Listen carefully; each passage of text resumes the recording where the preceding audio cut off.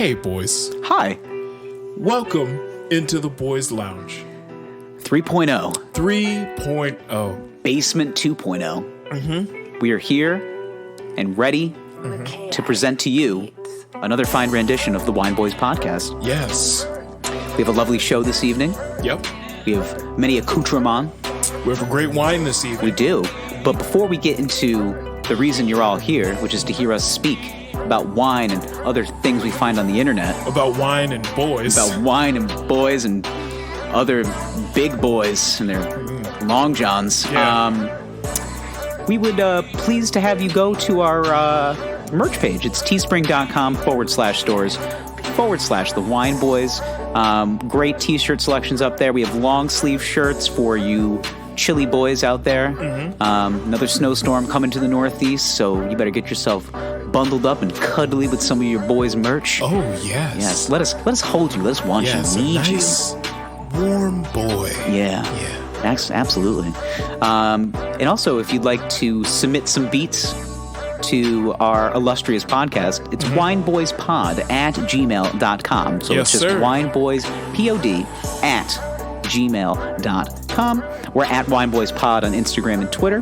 Yep. So that's where you can find all of our merch and all of our other goods that we give off to you, the boys.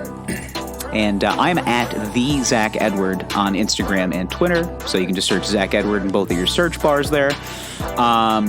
Starting to be a little bit more free. Got some dates potentially coming up in March. It's good. Yeah, I said signs are pointing in the right direction. Just I might have to get the vaccine to start doing dates, but you know, gotta do what you gotta do. Hey, listen, the pandy has got me in a bunch, and I gotta figure. Listen, one or two things are going to happen. All right, I'm going to get the vaccine, I'm going to die, or I'm not.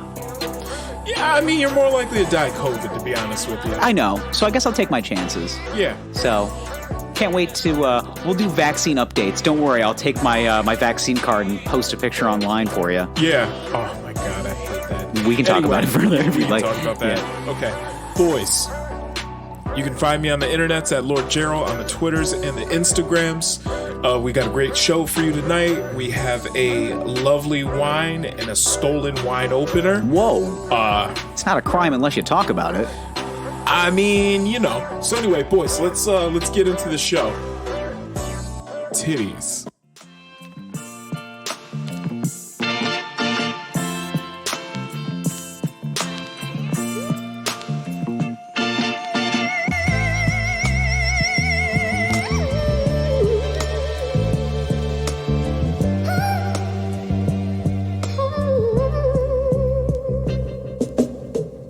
Hi, I'm Gerald. And I'm Zach. And we are the Wine Boys. Good evening. Hi. I was say, hey. There it is. Wow. That's the first time that you finally figured out that there was that awful that annoying hum coming up. And it's your fault. Hey, At least you know. Thank you. Hey, it is your fault. But guess what? You picked it up early. You're learning. Wow. It took 139 episodes, but I think we trained you now. Wow, we headed for divorce? I think so. I feel like you're the wife in the that just basement. like puts me down in public. Can you do me?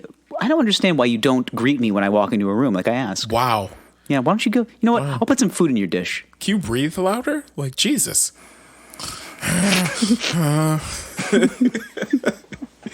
Boys. I was watching an episode of it was an old 90 Day Fiance, and it was just the one disgruntled couple where she's just like right in the middle of their interview. He's not talking; he's just breathing. Yeah, and she goes, "Excuse me, could you breathe any louder?" Yeah, and he's like, "I'm just breathing." Just breathing. I think it was John and Kate plus 8. It was John and Kate plus 8. Oh, God. I'm like, well, what happened to them? Yeah, well, they had 8 kids, got a reality show, and then he started fucking around. I wonder why. Because she's annoying. She is a terrible person. Most women that get that sort of power on television, they have to be shitty. They have to be. They have you know what I hate about chicks? Yeah. Chick talk. Fucking broads, man. Listen. When they're stupid stilts, fucking that war paint. They always say it's for us. That's bullshit. It takes us an hour to get to dinner. Oh, man. Chick talk. What I hate fucking dumb broads. It's like whenever you're like, yeah, because women have to. I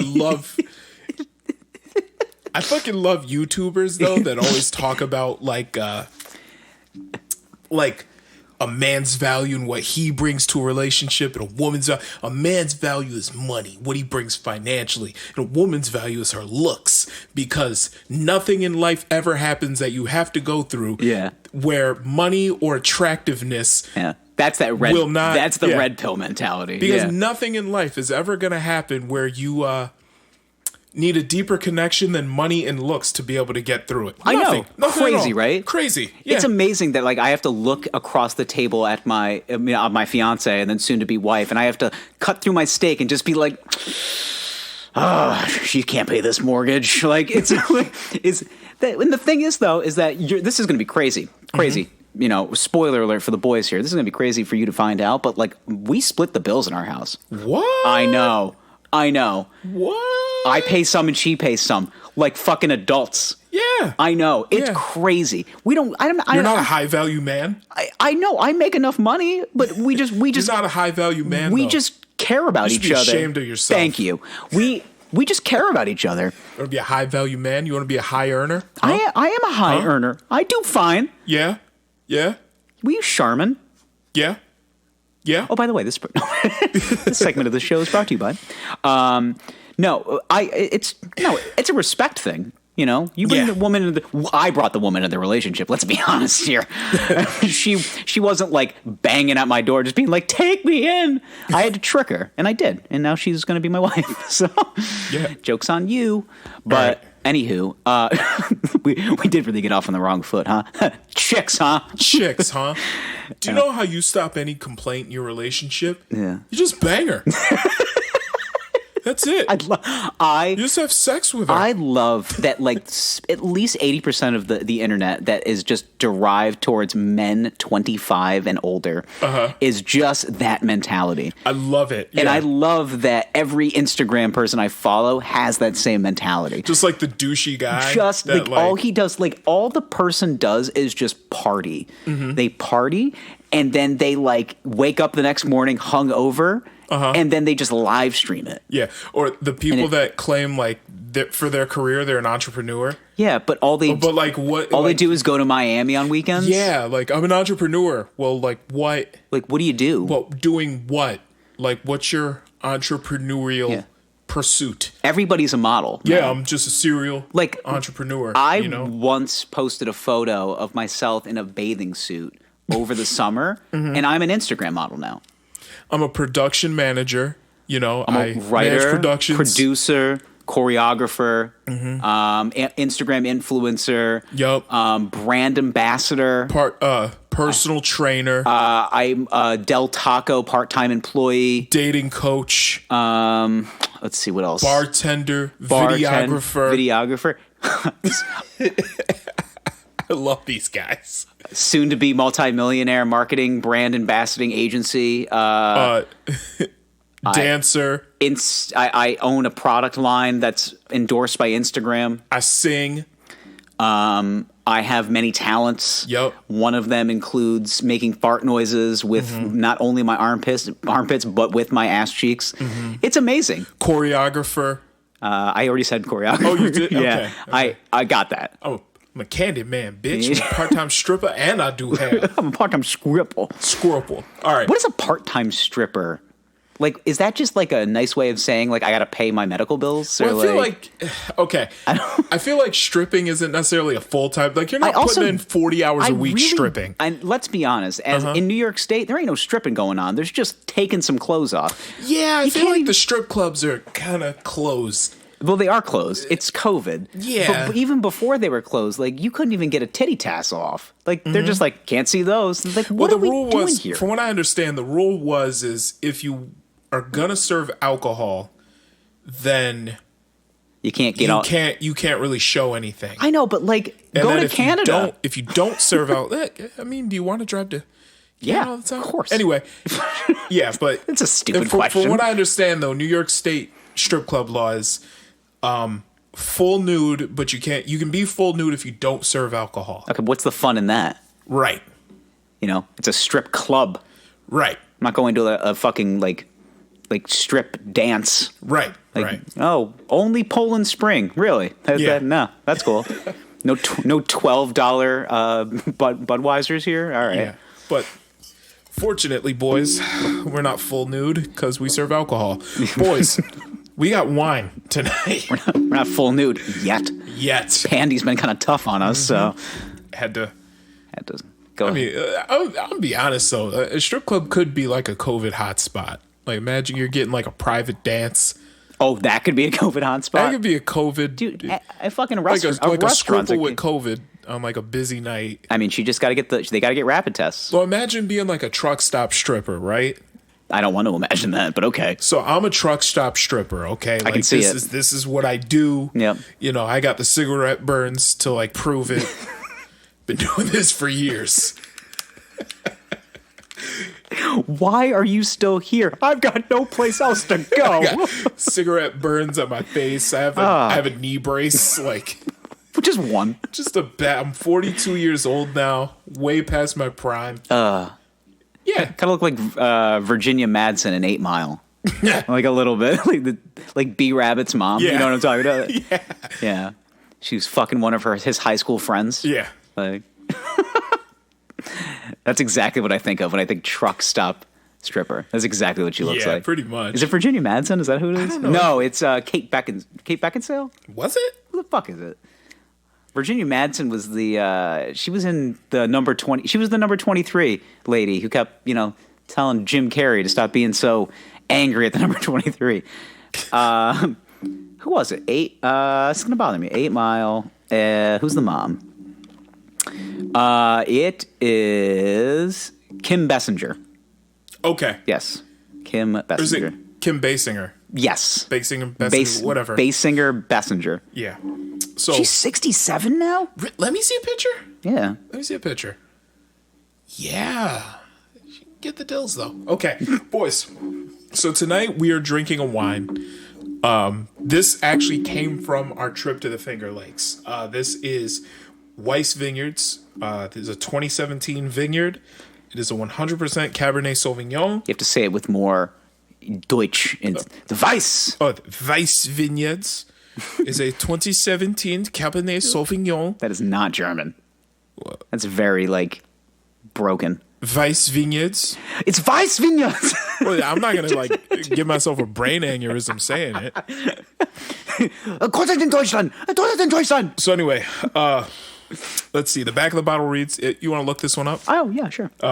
Weiss Vineyards, 2017. you don't. Finger Lakes Cabernet Sauvignon. You don't have to keep doing that. Let's see. Born in Zell-Mosel, Germany. Deutschland. What did you... Zell-Mosel, Germany. Okay, thank you. Deutschland. Winemaker Hans-Peter Weiss traveled to the United States on a quest to pursue his passion and discover the world. However, his travels were cut short when he stumbled upon his home away from home in the Finger Lakes region of New York.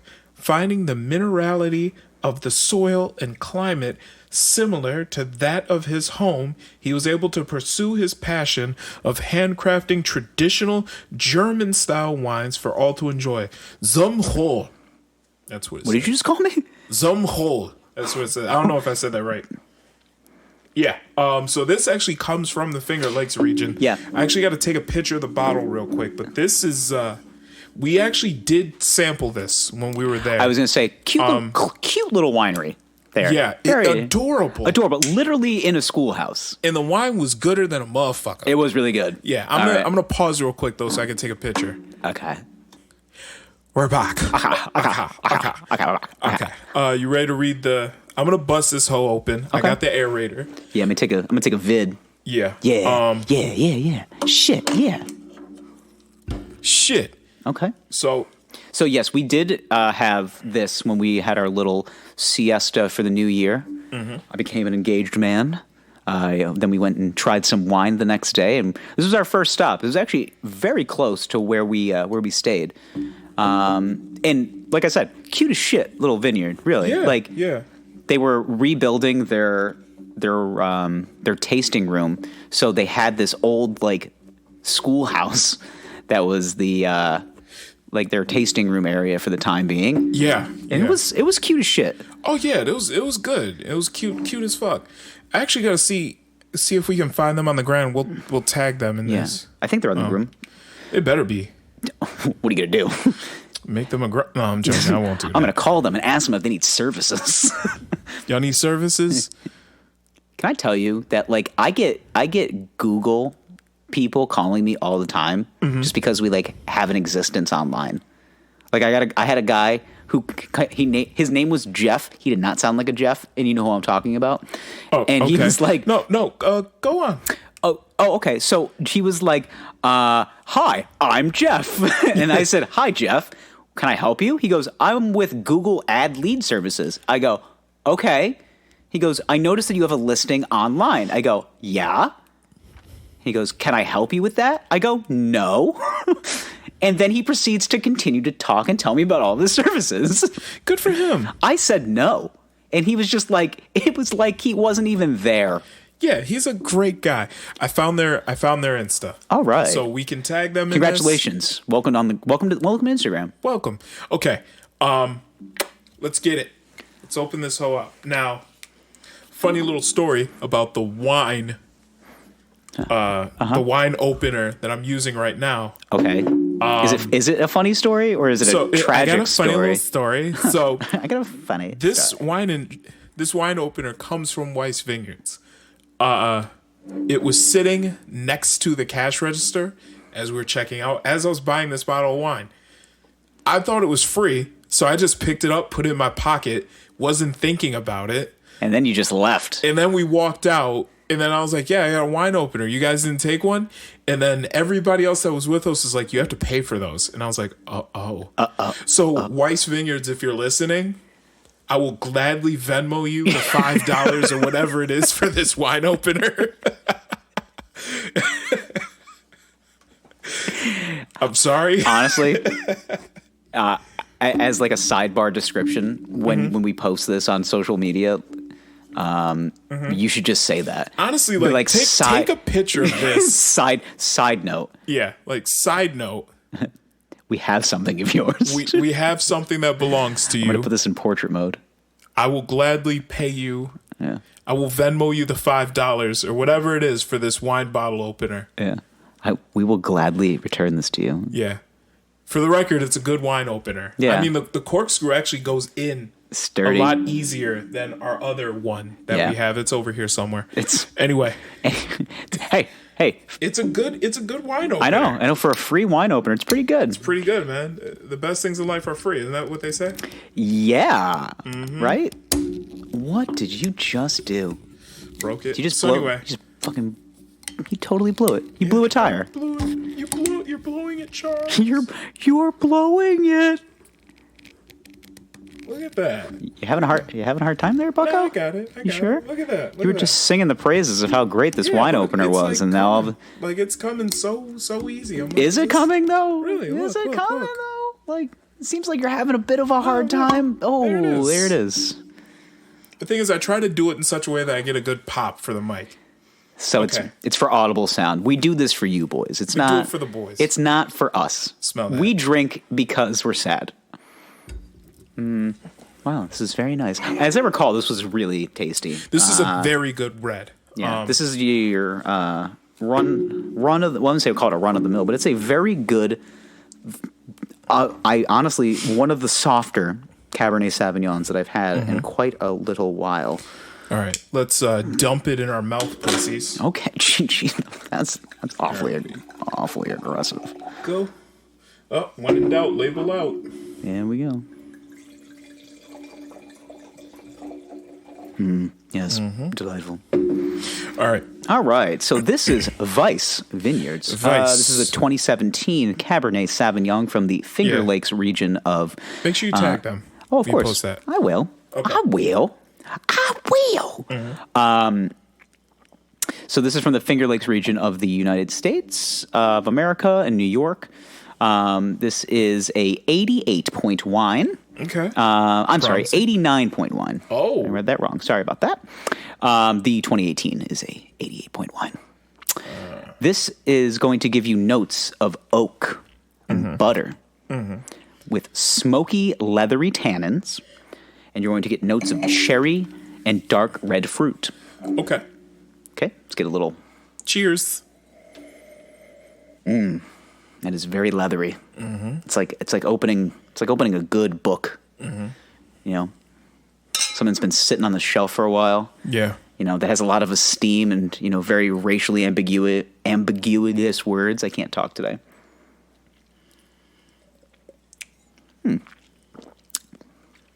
This is really nice.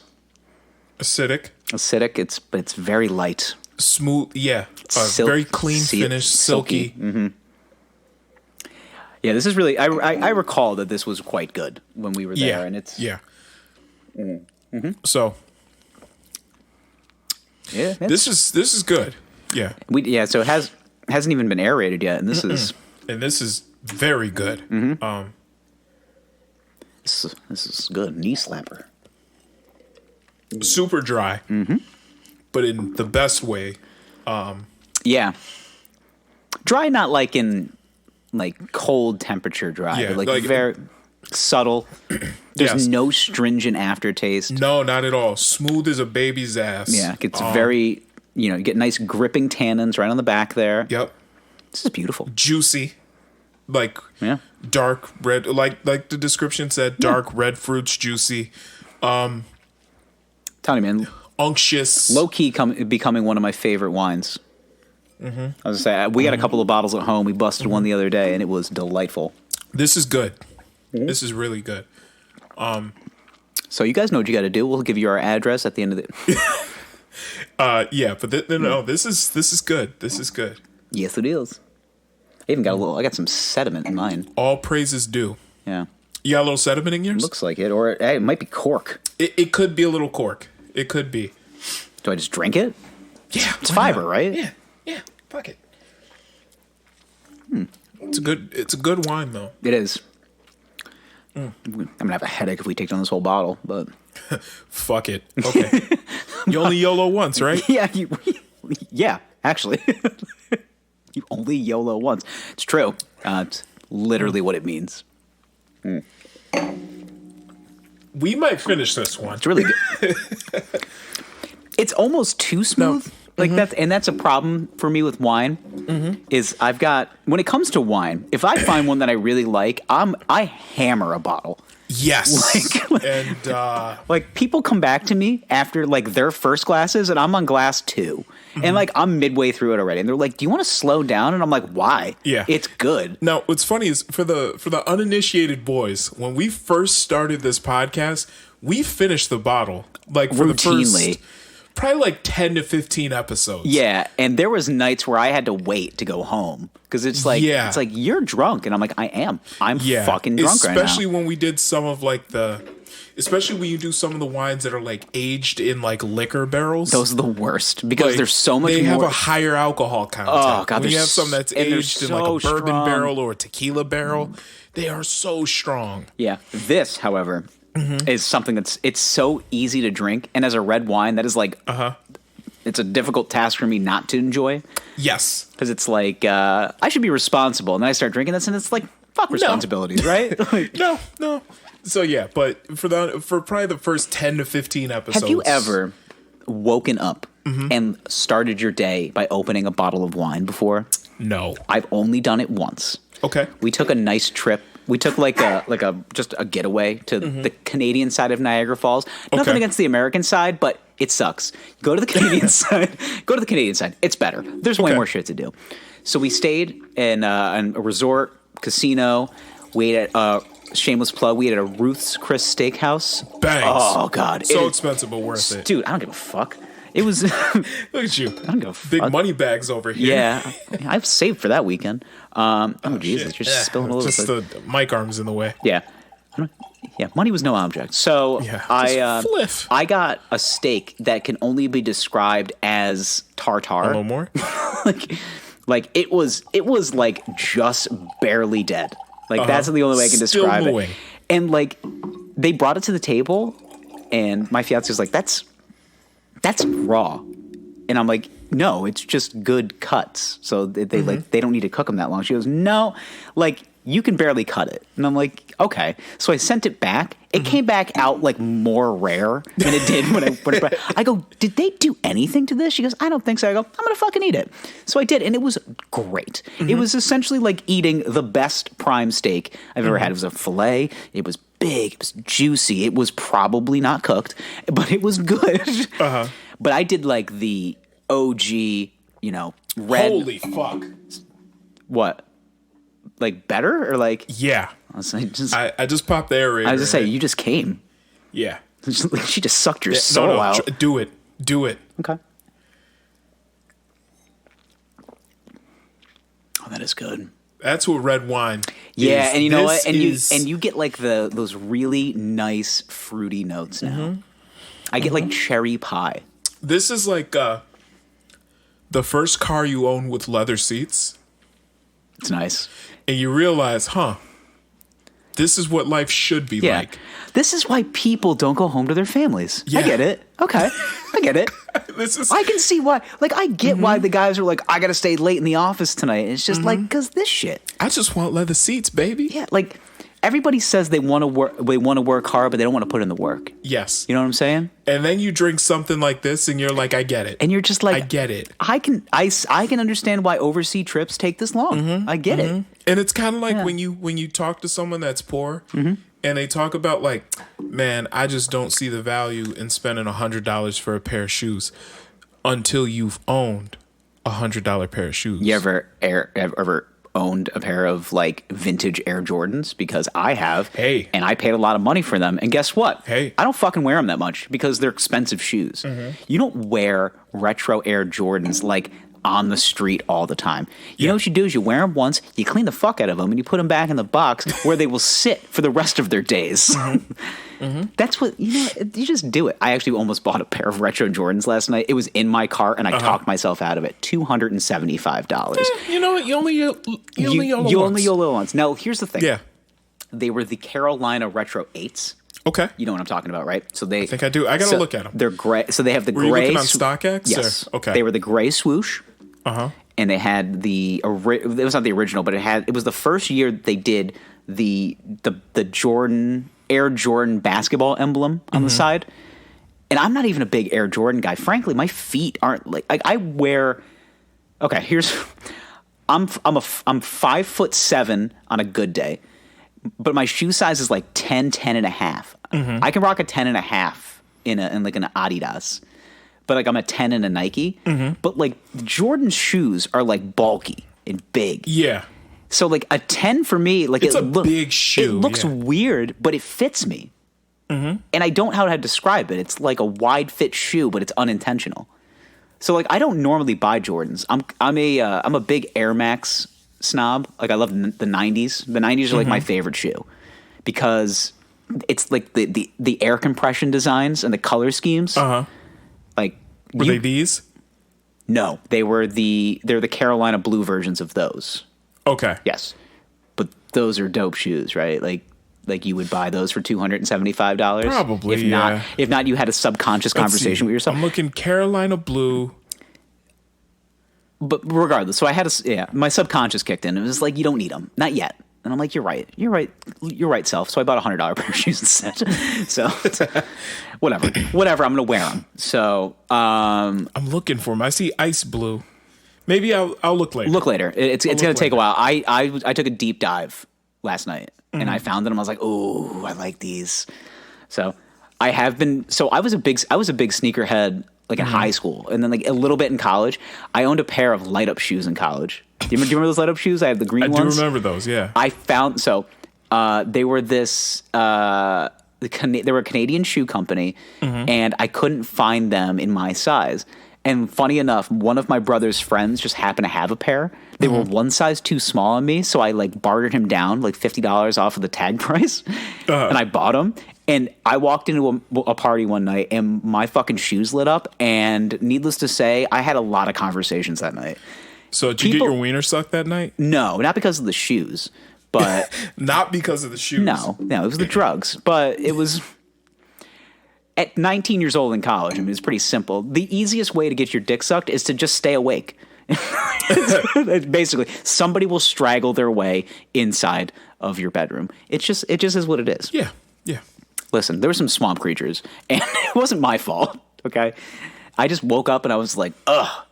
Where are my shoes? I mean, you were an 8 to 80 guy. Yeah, you just from 8 to 80. I'm taking all offers here. Yeah, like this is. It depends on the amount of alcohol consumed. So like, yeah, there were nights where didn't take much. No, I'm joking. Sometimes it didn't, man. Listen, nothing has really changed in the essence of college. Like. You go to a party, okay? There's two things in mind: drunk and sex. That's it. Yep. It's like I'm gonna get fucked up with my boys, and then I'm gonna have sex. Like it's just fucking calm. Yeah, that's basically what it is. It's just testosterone and anger and drugs, and it's just this vicious cocktail. But like everybody's there. They're doing all the same shit. The best thing you can do is to just relax. Here's a life lesson for the young boys in this audience. Okay, when you go to your college, shouts out to Japan. By the way, shouts out to Japan. Yeah, we're big in Japan. Apparently. Konnichiwa. Now, I will tell you that at 19, I was a revving engine. I was like, I wasn't a big guy, so like just a dick hurricane. Yeah, just a cock cane of ready to go. Big old just anger. Everything everything I could do in my power to look cool, I did. I wore fucking light up shoes because I knew I was going to be the only one there wearing light up shoes. Of course, and I was. And some people looked at me. A guy went up to me. I'll full disclosure. So like I was in a fraternity in college. So like my boys were like really cool with it. They're like, dude, light up shoes, flex. And I'm like, thanks, man. I kind of knew what I was doing when I picked these up. So like Say Yeah by Wiz Khalifa is playing. Oh yes. And oh yes. You already know. It back. Yep. The that techno remix of "Call on Me," was playing in the background, and the fist pumping was. We were right in peak Jersey Shore phase, so it's just a lot of fucking fist pumping, and I was wearing these light up shoes, and a guy came up to me, and was like, was trying to be big dick, like, and he comes up to me, he goes, "What are you, 5 years old? Wearing light up shoes?" I go, "What are you, fucking gay?" That's what I said. And he's just like, "That doesn't even make sense." And I'm like, "Dude, these shoes are cool and you are not cool." And he's just like, what? Like he was just like taken aback because he was bigger than me. So I guess like his thing was like, I'm bigger and taller and more brash than this guy. So I'm just going to talk down to him literally. And then I started like talking back at him and he like started backing away. And I was just like fucking just body blow Mike Tyson. He's got Buster Douglas in the corner on this guy and he doesn't know what to do. So he like goes to like grab me. And then my friend goes over to him, who is much bigger than him, and is just like, "I'm sorry, what are you doing right now?" He goes, "Dude, he's talking shit." He goes, "Dude, you're 9 feet tall." That's all he said. He goes, "Dude, you're 9 feet tall." He goes, "He is not a big guy." He goes, "I saw it from across the room. You started talking shit, and before you say anything, those shoes are cool as fuck." It was so funny to me, but like I still deal with that shit today. Like I would wear light up shoes if I had them. So I realized makes no sense. I realized two things here.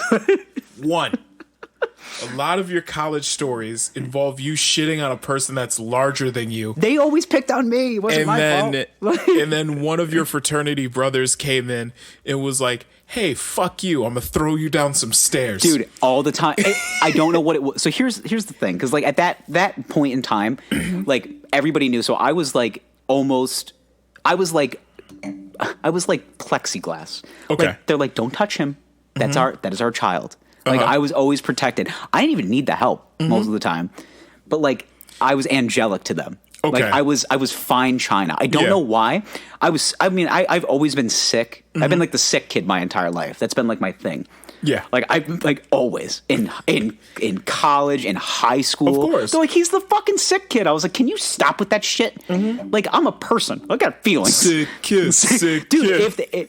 like when I walked across the stage in my high school graduation, they were just like, sick kid, sick kid. No. But it's fine. Like I coped with that. Yeah. And in college, like I got sick like my freshman year, and like all of my friends and like my fraternity brothers were like aware of it and like very like astute of it. So they were always like making sure I was okay. I was like, dude, I'm fucking fine. Like, yeah. I can take care of myself. But it was always them trying to protect me. I was like, dude, I don't like. I get it. I'm not fucking. I am Tarzan. Hear me roar. Like, right. Like I'm not a big dude. That's fine. I know what I was gifted with, and it wasn't size. Right. However, I got kind of a big mouth, but I never used it in a malicious way. Like I was always been like a snarky, funny guy. That's just it's my MO. You gotta take that call. Is that important? Is it a client? No. Anyway, okay. And then the second observation is, I kind of realized this in life. Well, I feel like most people realize this when they get to college. Once high school is over, is that confidence is like 90% of the game. You know, like, yeah, wearing light up shoes to a party, like they're ridiculous. But you knew what you were doing. Like I knew what I was doing. When I bought those shoes, I was like, dude, these are cool as fuck. Yeah. We have our party room is literally just black lights and neon. Right. And I'm like, I'm going to put these shoes on and they're going to look cool. But you remember wearing light up shoes when you were like, 5 years old thinking they were the shit. Yeah. Because they were shoes that lit up. Yeah. And you remember putting them on at Payless. 15 years later. Yeah. Yeah. You remember going to Payless, your mom buying these for you. Payless shoes, good name. And then you put them on and then you go like. You used to walk and they bedazzle. Yeah, and then you present everybody. But just imagine that. Shoes. Yeah, 15 years later, you got light up shoes, and you're like, "Whoa, sick! I can be 5 again." Yeah, yeah. And that's what it is. You're going back to your childhood, but then the fucking broads, man, see your light up shoes, and then somebody might walk up to you and make a joke like, what are you, 5? And then, you'll look at her and say, you fucking wish I was 5, pedo. And you just walk away. Yeah. And then you realize that she's going to be all moist in the loins. She's just like, Jesus, he talked some serious shit to that giant. It was never a guy that was my size. Ever. No. I found that out at a very young age. That I was like, everyone's got this height superiority complex, which I don't understand. It's just like, dude, like everybody's like they are what they are. Like to be superior about being tall. Like if you're in the NBA, that's one thing. Okay, right. Everybody's tall. You're getting paid to be tall. Fine. You're an Olympic volleyball player. Also fine. Okay, of course. But if you're just like tall and you go up to somebody and make fun of them because of their height, like what is that? You're an asshole. No, but what does that say about your you? waste of height? You're just, dude. You're not even doing anything cool with this. Yeah. Like you were granted a gift. If I were your height, I would be in the gym right now. Oh yeah, I'd be running sprints. I'd be trying to get a scholarship. Listen, if already you're in college. If you're 6'5" and you can't dunk, you're a waste. Yeah, what are you doing with your life? You're a waste.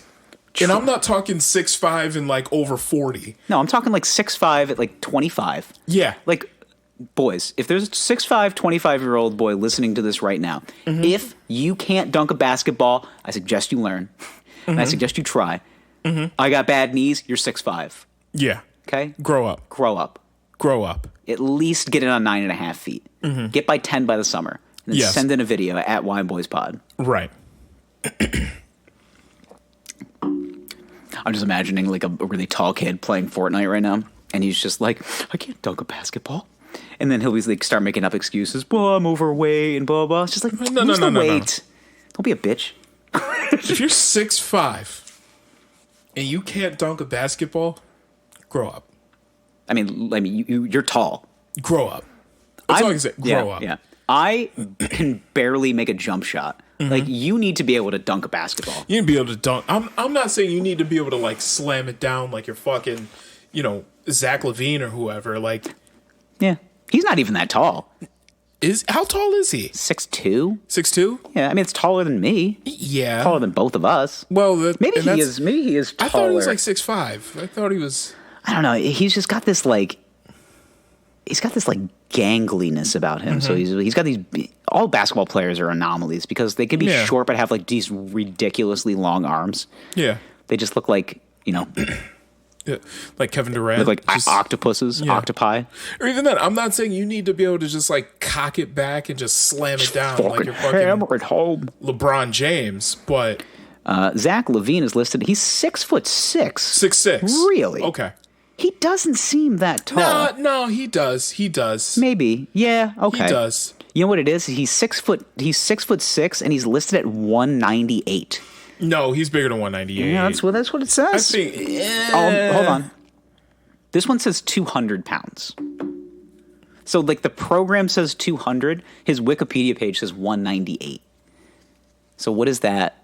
I mean, he ain't that big. He's just tall and skinny. That's what most NBA players are nowadays. I don't think anybody looks at Steph Curry and they're like, he's a marvel. No, but okay, Steph Curry though is like 6'2". Yeah, which is taller by standards. Well, definitely taller than your average man, but what a shift in the NBA landscape. Remember when you had to be like 7'4"? That was like the norm. Yeah, it's just like he's 7'4". He's like the shortest guy on the team. Yeah, but now you actually have to be like athletic. I mean, the game's just a little different now. A little different. Well, you don't need to be like 6'9" to be able to put up threes. You sure? Yeah, I'm pretty sure. All right. Yeah, I'm pretty sure. Okay. So, but even then, like the game is different now. It's played by fucking power forwards. All you got to do is just put up a three. That's why they put up a three. Just shoot. Okay. Just shoot. And then the power forwards battle it out so they can get the rebound. And then they shoot a three. So anyway, it's the whole game now. Tell me I'm wrong. You're not. I watched an NBA game the other day. And in the first quarter there was 20 threes taken by both teams.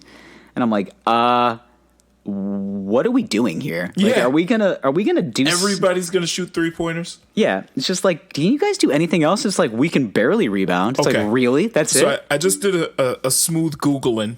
All right, Steph Curry weighs 190.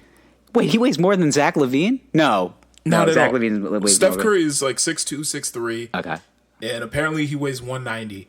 And you mean to tell me that Zach LaVine, who's a smooth 3-4 inches taller, only weighs like 8 to 10 pounds more? Yeah. No. Nah, son. No.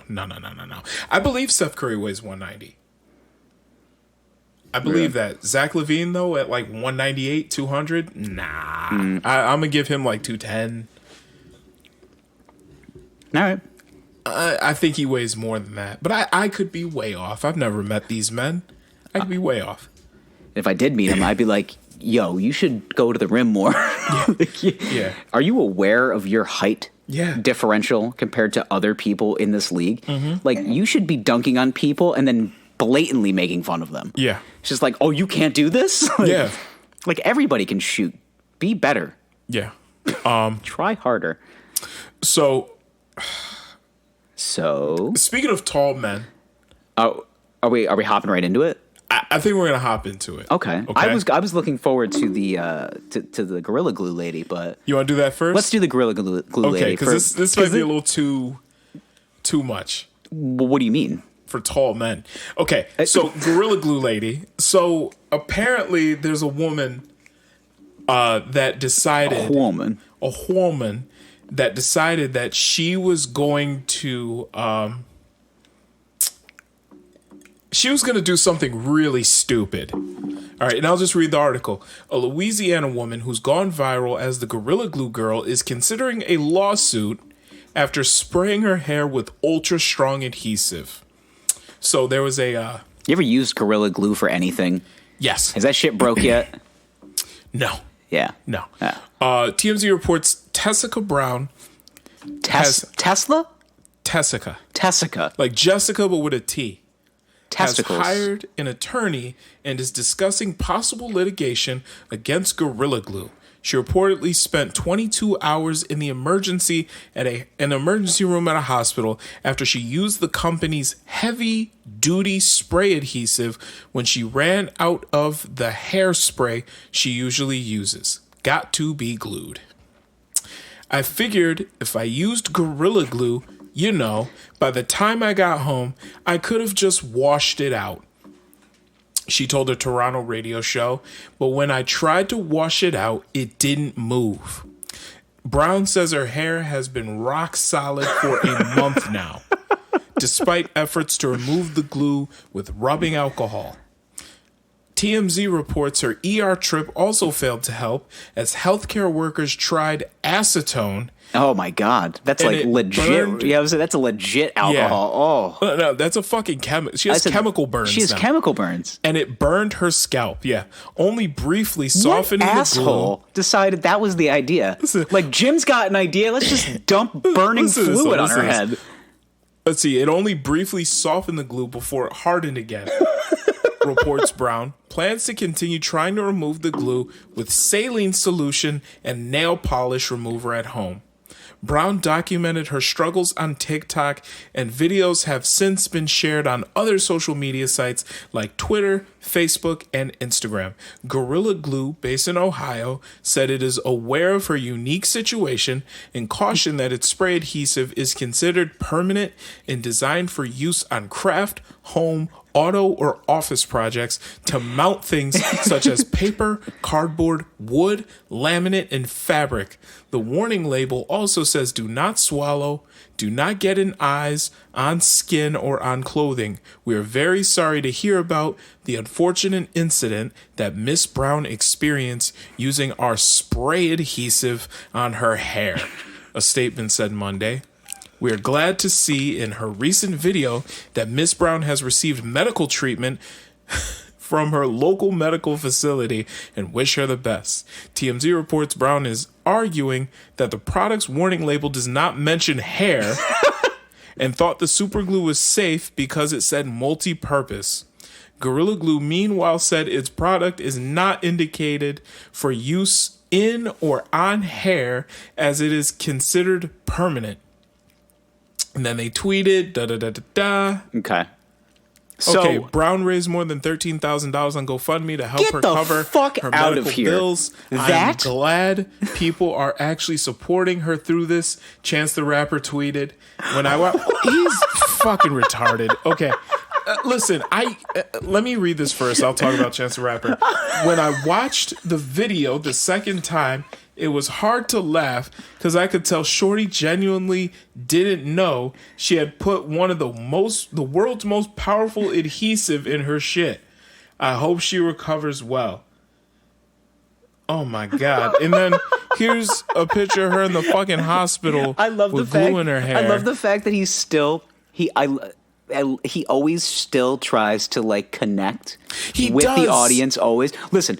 You got a brand, protect the brand. Yeah. However, I don't see Dwayne "The Rock" Johnson saying shit about this. Like, he's fucking in the Iron Paradise slamming Blanco tequila, and I bet he would be laughing right now. But I like Chance the Rapper, and then I started thinking like, come on, dude, what the fuck? Once he officially said he was going to support Kanye for president, I was like, come on, bro, what the fuck? You smarter than this. I know you are. Listen, hey, listen. And then for him to tweet out his support Look at the signs. For this woman that legitimately fucking woke up and said, I'm out of hair gel. Let me spray some fucking Gorilla Glue in my hair. Yo, how late was she for work? That's what I want to figure out. Like, how frantic do you have to be like, yo, I'm out of hairspray. Gorilla Glue's the second option I have. Or, I don't know, go to the fucking store? Like, why is that not an option? Or just go to work with fucked up hair for a day. Why? What does she do? Dude. Like, why does your hair have to be prim and proper? Like, perfectly laid What down. do you do that is so important? What do you do that is so important that your hair Are you a has to lawyer? be Like, are you one of the laid down? Yeah. Are you a government official? Bro, I've seen sloppy lawyers. I'm gonna be real. I've seen lawyers come in with mustard stains on suits before, and I go, he doesn't realize he's got a mustard stain in his suit right now. Yeah. I don't know. 721,000 followers. Wait, she does now? Yeah. Because she was God, we got to put Gorilla Glue in our hair. That's basically what I figured out. I mean, the internet does reward stupidity. They've been rewarding it since the internet. She's got to cut it. She got to shave her head, right? She got to shave her head. Thank God. I don't know, though, if a razor can get through that at this point. Oh, my God. Are they going to have to, like, surgically remove it? Like, they're going to have to, like, scalp her? Yeah. How much did she put in there? I'm listening to this video. For those of y'all that know me know, my hair has been like this for about a month now. It's not by choice. No, it's not by choice. When I do my hair, I like to, finish it off with the little Got to Be glue spray. Just to keep it in place. Well, I didn't have any more Got to Be glue spray, so I used this.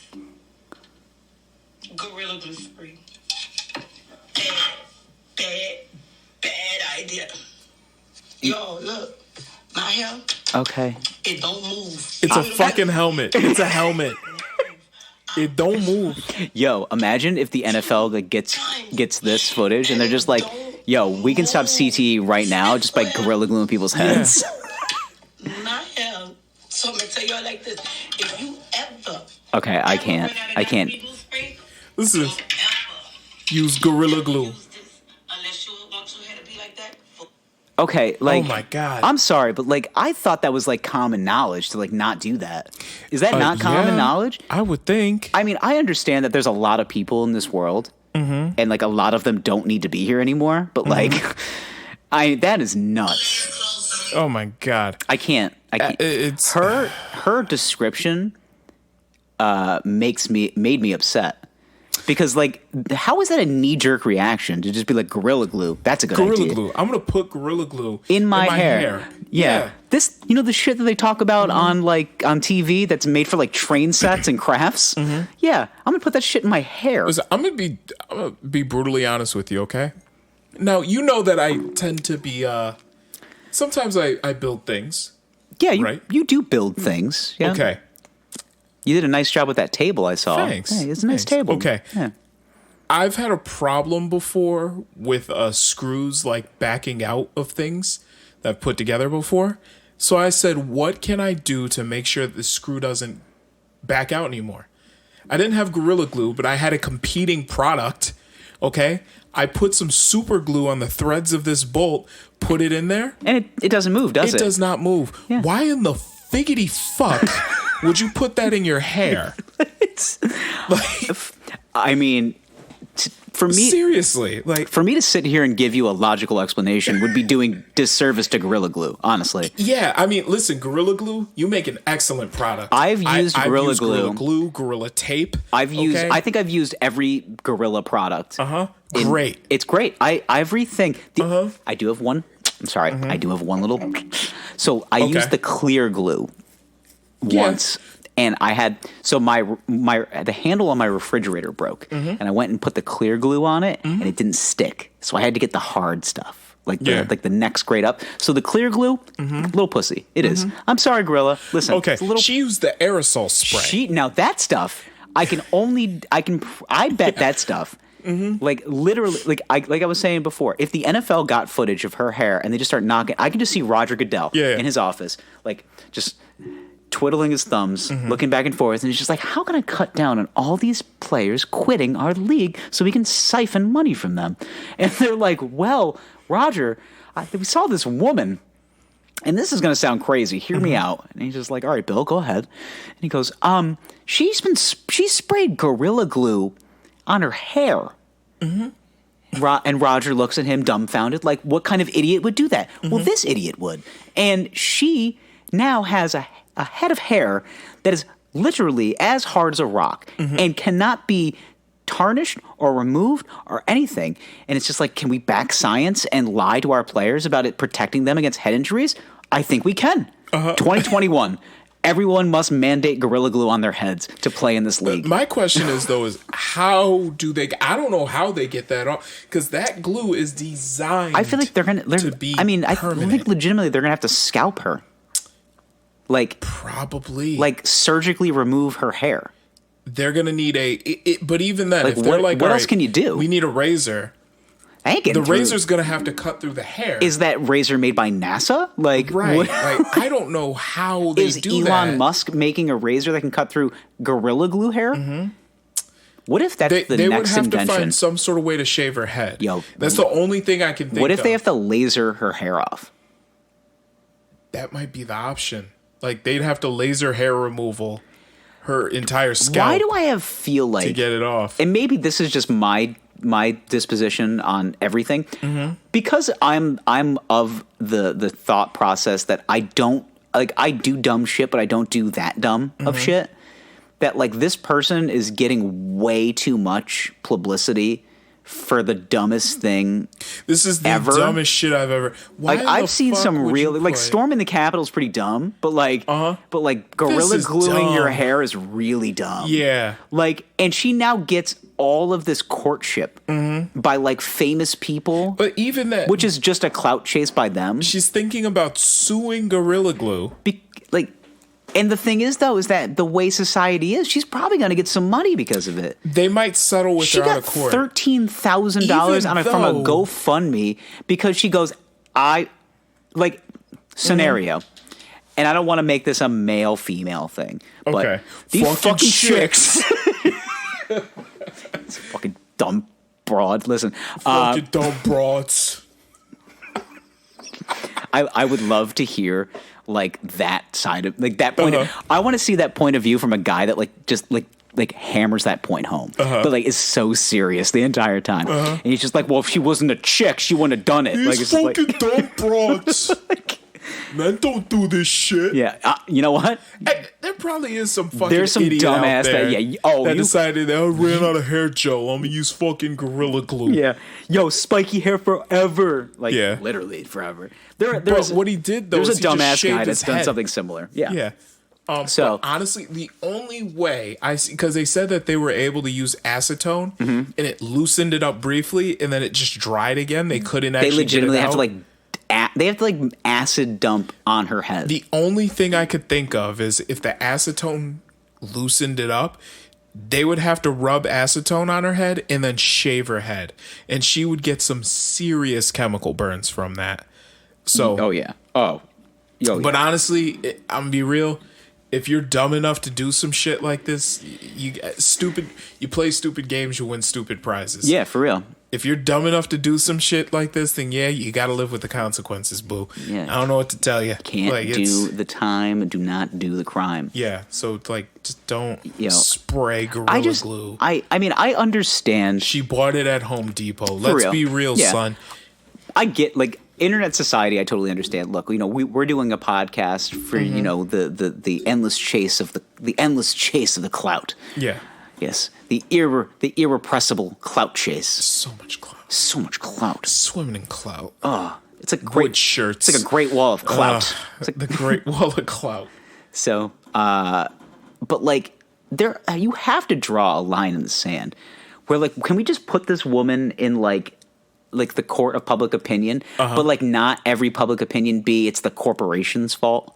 Like that's there's a few people in this world that will come up with like that theory. It's corporation's fault. They usually go to church a lot, and they usually live in a certain part of the country. They're just like, well, it's corporate America's fault. It's just like, nah, son. Like corporate America made a product that you're not supposed to use on your body. It actually says that in the description. It does, but it doesn't specifically mention hair. Now and there's your loophole. And that's where they say That's the loophole probably why she is. called the lawyer, and he like looks at a bottle of Gorilla Glue. He goes, "Doesn't say hair. We got a case here. We got a big old case here." Yeah, so I don't know what ambulance chaser she hired to like go after this one, but I've seen a couple. listen, they're probably hoping that Gorilla's Glue is going to settle out What of a- court because they don't want the bad publicity. But Yeah. to be totally honest with you, this is actually good publicity for Gorilla Glue. Oh, I'm gonna buy 'cause extra. It shows how good their product is. And their PR team needs to be on that their right PR now. team needs to be The on, fact like, that I haven't this will seen- fuck your hair up. Yo, the fact that I haven't seen anybody on CNN yet, like talking about it, actually makes me upset. I feel like Gorilla Glue's next ad campaign needs to just say like, Don't put it in. like bad for hair, great for everything else. I can't wait to see that. Yeah. Maybe we'll do a spot. Let's do a commercial for Gorilla Glue. Yeah, Gorilla Glue. Yeah. Gorilla Glue. Bad for hair, great for everything else. Like, just like lean into it, like really lean into it. Just like you guys are probably familiar with that court case that's pending right now in whatever state. listen. Just like if it'll do this to your hair, yeah. What do you think it'll do to your small arts and crafts hobby projects? Oh, your train conductor broke his hand? Not anymore. Gorilla Glue. Gorilla Glue. Fix it. Jesus. You know? Don't put it on your dentures. That's what they really should say. We use this on speedboats. Just Gorilla Glue. We made this entire bottom of a speedboat out of Gorilla Glue, and that's not going anywhere. Gorilla Glue. Yeah. It's sticky. Gorilla Glue. You'll lose your hair over it. Yeah. First it's sticky, then it's hard. We talking about Gorilla Glue or? Great. Speaking of things that make things hard and gooey, let's talk about your favorite subject over the last week. Big old dicks. Giant dicks. Two things that make me hard: Gorilla Glue and big old floppy dicks. So you sent me I believe it was a Twitter bio or it was a Twitter video of this man who what is his Twitter handle again? Now his Twitter handle is Gray Sweats King. It's a good name. At Gray Sweats King. One of the best Twitter Twitter handles I've heard in a long time. Okay. And the man has what I can only describe as a infant's leg in his pants. This man is a big old dick. He's got a baby holding an apple in his pants. Yeah. A baby arm. He's got his dick has an elbow. It's a big old dick. It's okay. So the only way that I can describe it is I think it has a jurisdiction. Like I think it has like an area. It might have a social security number. It might. Yeah. It might. He has to claim it as a dependent. He has to claim this dick as a dependent on his taxes. Now, I'll be perfectly honest with you. When you first sent me the video, I just saw like a big, brashing black man, like beautiful abs, and I go, "Why is he just sending me the video of this beefy black guy?" And I'm like, and I get it, it's Gerald, so I'm like, all right, like that makes sense. Like I sometimes just get unsolicited photos that I'm not expecting, which is the surprise that I enjoy from you. Of course, you know, most of the time it's like a woman like getting her neck stomped on by a Timberland boot, or like a disheveled white woman next to a couple of like other white men with like pizzas draped over her. And I'm like, wow, lots of nudity. You really dove to like the deepest like drugs of the internet to find this. Yeah. And I'm just happy you sent it to me. So like what I sent you though was a silhouette challenge. You sent me I'm not very familiar with these TikTok things. So the silhouette challenge for the boys that are uninitiated essentially is when you show a silhouette figure of something on you. A lot of women do it with their big booties. Right. But this... So it is they're dressed normal. They're dressed normal. And then the music switches up. Put your head on my shoulder. And then switches up to like some Bryson Tiller type beat. Yeah. And their silhouette is all blacked. Their body is all blacked out, making a silhouette. And there's like a red background, red lights. Yeah, you can see, yeah. And then they're dancing slowly and gyrating, very Chippendales, yeah. But with this guy, there is an obvious appendage that pops out immediately. Yeah. And it is his hog. And it is and this thing is, I'm gonna go out and I would say, and I think I'm being very I actually think I might be understating it. I'm gonna say 14 inches. This is conservatively, I think this is 2 Arnold Palmer cans in length. And I think it might be bigger. You think bigger? I think the goddamn thing could land a spaceship. Definitely one of the biggest penises I've ever seen. And I've seen a lot of porn, and listen, the way that I would describe it is they would have to sign a non-disclosure with the starlet that has to have sex with this man. Like they're gonna not non-disclosure. Not non-disclosure. What is that? A waiver. A waiver. What's that? An A&R, whatever the hell that thing's called. Basically, what do not resuscitate. No, she has to sign like a non-liable agreement. Yes. So like, okay, so I can imagine this. He walks in, boys, just search Dread. Just go into your various search engines. Just search Dread with two D's. Yeah. Okay. You go up to your talent. You say, "Hey, you're working with Dread today." Okay. Right. So first of all, you hear a gulp from the woman. Oh, okay. Okay. Okay. How much does it pay? It's just like it's your normal scene rate. He would like to do anal. You have to sign this agreement because there's a distinct possibility that he is going to collapse your pelvis. So if you're cool with this, like it's a $2,000 scene. It's just like, I don't know if it's worth going to the hospital for. Like, I mean, is it really worth it, you think? It's just like, I mean, it's a good payday. It's a big dick. It's a good payday. Yeah. Like, and it's a big dick. I mean, listen, I've been in the industry a long time. And me and Ron Jeremy used to go to parties all the time. We used to be big swinging dicks out here in LA. But this guy, let me tell you, he's a new breed. And this new breed is a Hubble telescope size. Yeah. This guy might be bigger than Dredd. I think he has like 2 flexing biceps. Yeah. Like,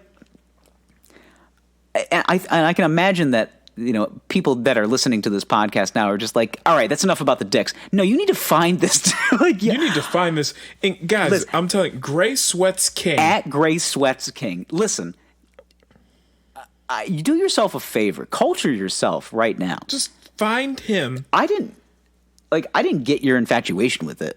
But, like, it makes, like, I think, like, if I stood next to that guy, how uncomfortable would I be?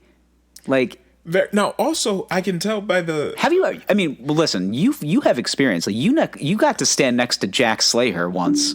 I did at an airport. Yeah, which is amazing. Yeah, and I feel like that you should have asked him more questions. I should have said something. Yeah, just I should have said. Hey, something. I really enjoyed that scene with you and so and so.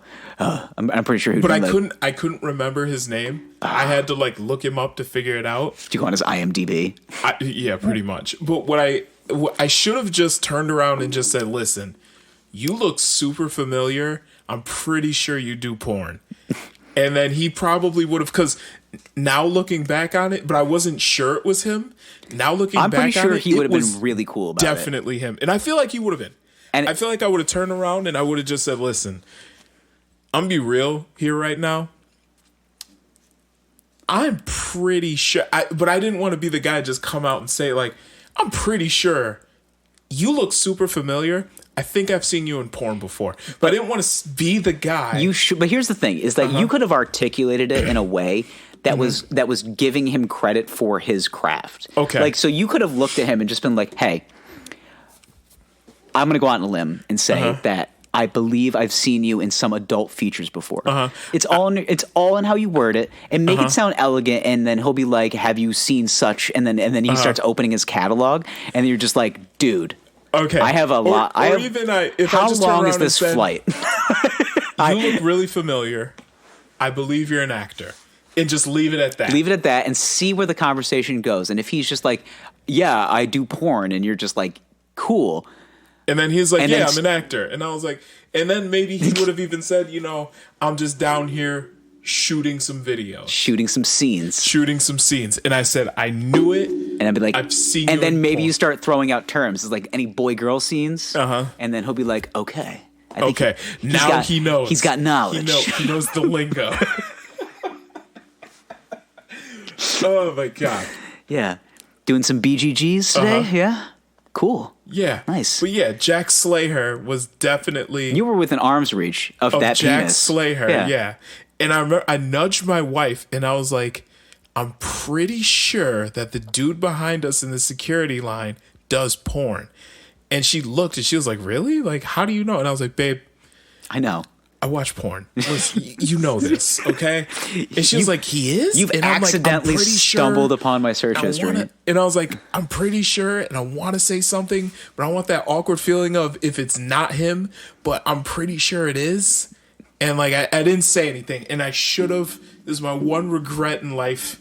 is that I did not acknowledge Jack's, because also I didn't know his name. Yeah. So I didn't want to be the guy that just come out and say, "Hey, you're that big muscular black dude. You must do porn, right?" Yeah, I mean, it's not really like not really the angle I would have taken. No. Imagine me in that scenario. But also, I'm about as subtle as a landmine. Like I was going to say, you're not. And neither am I. Like, and that's the thing. And that's why I get myself in a lot of trouble is that I am a rhino in a china shop. Like if I see a guy that I recognize from some adult feature, I'm saying it loud. Like I will be in the we'll be in the Miami airport and we'll just be walking and I'll be like, honey, that guy fucks people on camera. I got to talk to him. And like, I'll just be like, hey man, I watched this scene the other day. Great dick work. Like, and he'll be like, thanks, man. Or at least that's what I think. It would have made my day, though, if I got a picture with him. Yeah. That'd probably be like my profile picture on something. Just like me and Jack Slayer. It would be your profile picture. Yeah, like Jax, if you're listening now. right now, Gerald has one regret. Is that he didn't talk to you. I didn't say hi. Like, so if you could just do us a favor and give us like a signed 8x10, like that would really just make our day. Like I didn't say hi, just in the moment. Yeah, and like we'll give you our information. You know what? I'll find you on the gram or on Twitter, and we'll see if we can start something here. Yeah, what a conversation that would be. That'd be a great convo. What airport? It was a Cancun airport in Mexico. So it was in Mexico. Yeah, okay. This is in Sexico. So this is in so it was in Sexico. Yeah. So maybe it's just vacationing. Maybe it's just fucking. Maybe it was vacation. Maybe they were filming some scenes down there. I don't know. Why not? I don't know. Beautiful weather. But yeah, it was pretty. The Cancun airport. Interesting. It was the closest I've ever been to greatness. I've walked past a couple of athletes before, and I'm just like, there's just something about it. I've never walked past a porn star. My only thing is that if I run into one of the greats, like I am 100% stopping and asking a lot of questions. And listen, he is yoked too. Of course he is.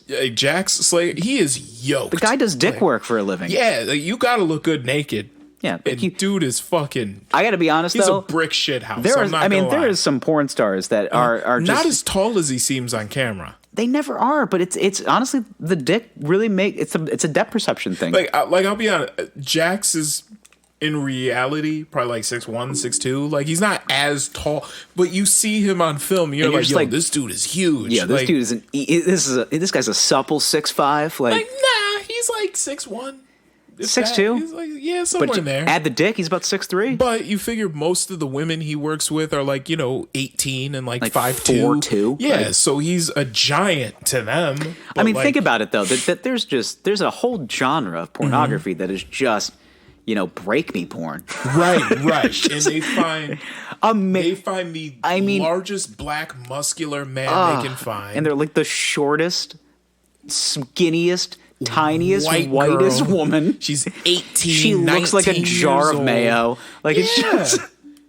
She looks like she's like a day out of middle school. Like she's just. That's a little too much. All right, it freaks. Let's be real, son. Yeah, some of them look like she's like I'm 18. It's like really. Oh, you remember when like Elsa Jean came on the scene? Let's be real. Yeah, and listen. Yeah, they know the product. They know what they're doing. These guys ain't stupid. Do you ever feel like you get tricked? I just graduated from high school. Do you feel like you get tricked? Like you know that this is fantasy and this is not real. But do you get tricked and you're just looking at this and you're just being like, nope, like not today, Satan. Like I've caught myself a couple of times where I'm scrolling through and I'm just looking at the descriptions of what I'm looking at. I'm going, not today, Satan. Nope, not happening. To be totally honest, I find I don't really watch the amateur stuff anymore because I find it a little too. It's a little exploitative. It's exploitation. Well, it is, but that's what porn is. Yeah, porn is exploitation. I kind of gravitate more toward the. To be honest, I kind of like the verified amateur stuff on the hub. Well, because it's going to be good. It's going to be shot well. It's going to be shot well, but also I'm a bigger fan of like just the solo girl scenes. It's just a girl in her bedroom. You're taking a deeper dive on this. It's a girl in her bedroom. Like she's alone. It's her camera. She's doing this herself. Like this is her decision to put this content out there for free. I'm with it. Okay. This is zero strong, independent she's woman. A strong, she doesn't need a woman. dick. This is her. She's just doing it to herself. She made this decision to do it herself. Look at this 180 we made. Look at us empowering women now. Right. Fucking broads. So, yeah, but I like that. But I feel especially cringy when the video is like some 18-year-old girl and it's like fucking my dad's best friend. And he's like, yes, sweetie, I watched you grow up. And he's like 53 and she's 18. She has braces. There's a lot that, he has like a grandpa body. Grandpa porn is a very deep lane. So creepy. And there's a lot of it. Like an uncomfortable amount. I think there's a website that's literally just called like bluepillmen.com or something like that. And it's literally just like the oldest dudes with like bigger than average dicks. But they are so old. Yeah. And it's like, dude, this is a 68-year-old man like having sex with a 19-year-old girl who looks like me, who's got a fucking hammer. Like an unexpected, like I'm not even there for the plot development. I'm just there to see this fleshy fucking liverwurst dick that I was not expecting. Out of pure curiosity. Like I'm not here to fuck. I'm not even here to jerk off. The balls get bigger as they get older too. They look diseased. Like they don't even look like they should be there. It's just a couple of grapefruits in a grocery bag. It's like this for thing real. is huge. It's just like he's got a prostate infection or something. Something's wrong. Something is wrong. Just enlarged testicles. They're so big. Something is wrong with just those. Fucking, just like two snowballs. Looks like two snow cones. Yeah, and they're saggy too. Oh God. Yeah. The old adage goes: the balls go south and you go north. Yeah. The further south you go, the closer to heaven you are. Yeah. Just big old. I think I just made that up. soppers. I'm gonna write that down. Mm-hmm. The further south your balls go, the closer to north you're going. I think that's where we have to stop talking about dicks because I can't anymore. Mm-hmm. We'll end with sports. There was the big game on Sunday, the last game of the League of Football season, the Super Bowl, the goat versus the baby goat. Basically, the moral of the story was you made a really good fried chicken. When we were here, thank you. I got to tell you, man, you threw down. So we came over to your house. We had a lovely evening. We had a super spreader party. It was fantastic. We didn't have. There actually wasn't that many people there, but you made fried chicken, and that's not even just a. I mean, it was delicious. Fried some chicken. You did. Yeah. You did. I made a sauce too. Yeah, I don't mean to exploit you in front of this mass audience, but you made a fried chicken and it was good. Thank you. Sorry. Thank you about that. Is that weird? Is that weird for me to say? No. I mean, I did. You did. I'm proud of it. I mean, you did. You did. Well, that's the thing is I always make wings on the Super Bowl. Whoa. The Super Bowl. Oh, I'm sorry. The Super Bowl. For the Super Bowl. The big game. The big game. Last game of the Football League of National. Yep. Okay. It was good. The National League of Football. Yeah, honestly, that was the only. Season. Yeah, it was the only thing I took away from that game because it was horrible. It was basically watching a team that like 90% of the country thought was going to win get so badly beaten that you almost wanted to call the cops. Yeah. Now let's put this in perspective. Okay, they were down 2 offensive linemen. So. I mean, Tampa's defense. So, Tampa. That was the last. That was the last thing that people were talking about. Was nobody talked about the offensive line, and that's the power of Patrick Mahomes. Like, he is so good that everybody, the world, media, all around the world, he's so good that he can make up for flaws. And unfortunately, it takes whole teams to win a championship. Yes, it takes entire teams, not just one guy. And let's be honest here, Mahomes is fucking talented. 10 times out of 10 would take him over anybody else. Seeing him huck a ball 60 yards down the field as he's getting shoved to the ground, as he is being slammed to the ground by 3 280 plus pound men. He Incredible. almost gets it to the end zone. Yeah. Like, he's an anomaly. Absolutely. I mean, the man is incredible. Like, Yeah. pinpoint accuracy. Hit two guys right in the face mask. From 40 yards away. As he's falling to the ground. Yeah. The dude is an anomaly. Totally off balance. I just feel bad. I kind of feel bad for the kid. And to be totally honest, it was if Pat Mahomes is something special, and we've talked about this before. And you know what the biggest problem is his family really fucks it up for him. Like, his brother, like Jackson Mahomes, like, if I just, like, every time I see him on the internet, all I think to myself is, your brother's so much more talented than you. And you're riding the coattails of a person that is so much more talented than you. And then his wife, who basically just sits there and complains for 4 hours every time he plays. Like, how could you be married to that? Yeah. He's having a baby with her. And listen, I'm all for, like, protecting your mans, but like, it's there's no protection. It's just Patrick's better. It's just like, okay, but like, he just got his ass handed to him. It's just like, well, Tom's old. It's like, really?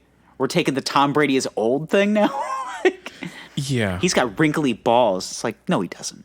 No. Those are pristine, buffed balls. Those are great balls. Tom Brady has a ball guy. You know what the thing about Tom Brady is that I think he's so supremely confident because he's never been checked. He's never had to be checked. No. He got checked one time, and you know what happened? He left and went to Tampa and won a Super Bowl. Mm-hmm. Like, could you imagine exerting that much confidence? Like, everybody on that Tampa Bay roster said every day leading up to the Super Bowl, Tom texted them, "We will win." Absolutely. Every day. Could you imagine just a guy just like sitting, like, I'm just thinking of him like on the bike, just running, just being like, "We're gonna win, we're gonna win, we're gonna win," just We're gonna yelling it at everybody. But I did say this from before, okay? Kansas City is a great team.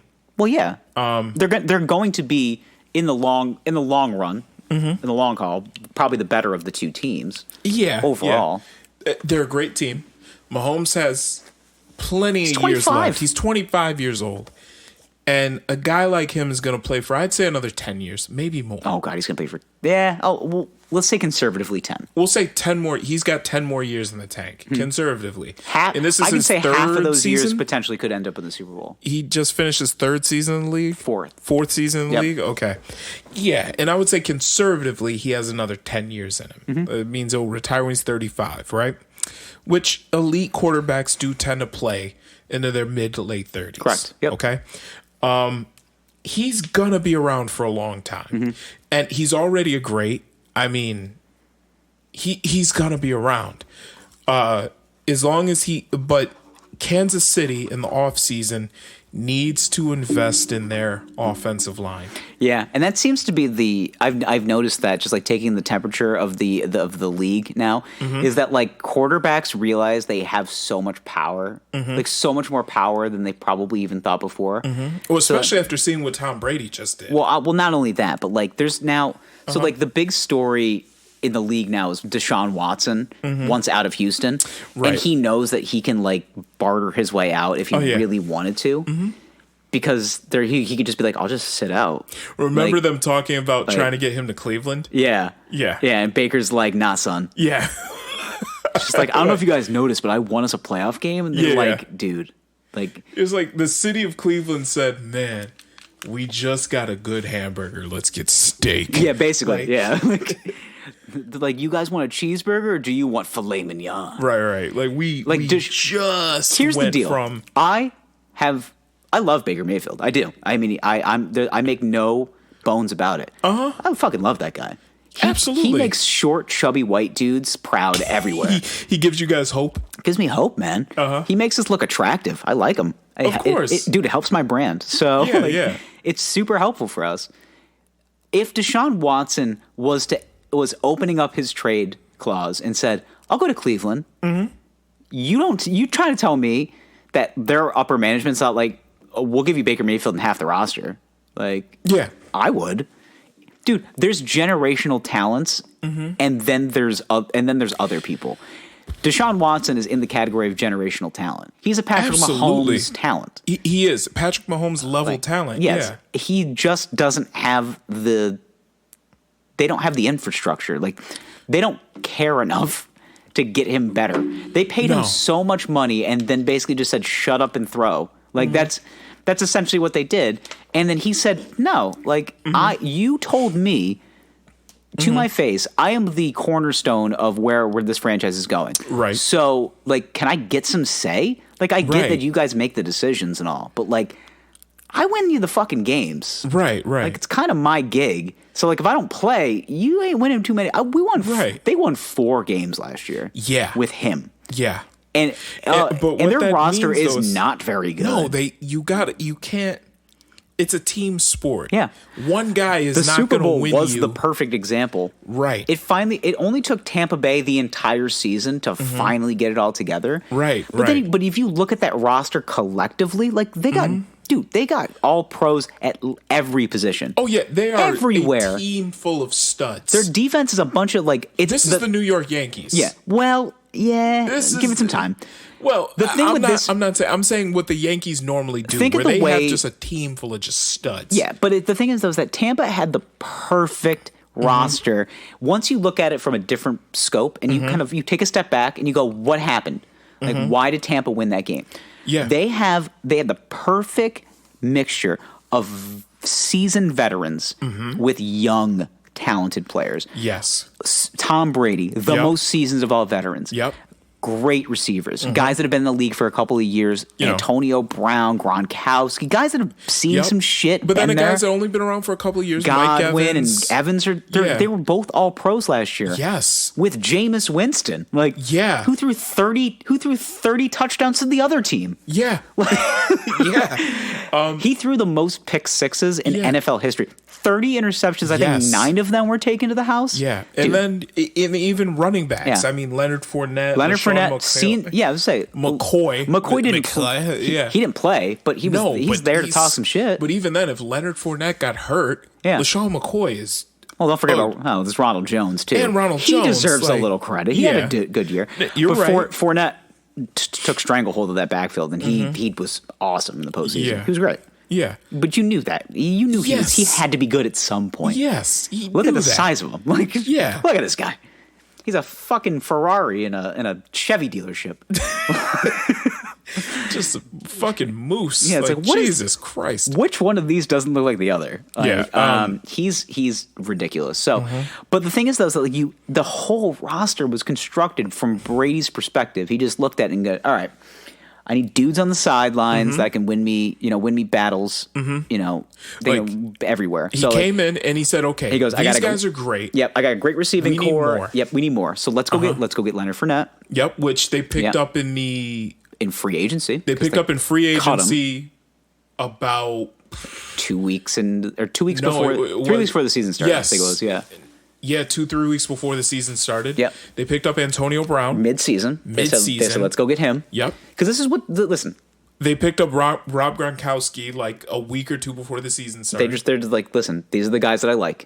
Yeah. Tom's like, listen, do you want to win? Do you want to win? These are the guys I like. Let's pick up some people. Yeah. Yeah. Let's stretch the I'm dollar. wondering how long did they have to talk to Antonio Brown to get him to like agree to come? Well, when Tom is like, dude, I'll give you a place to live, he goes, I can hang out with Giselle. All right. I'm not gonna kiss your kids in the mouth, but I'll come. I might jerk off with your wife. Yeah. And just Can I just sit in the corner?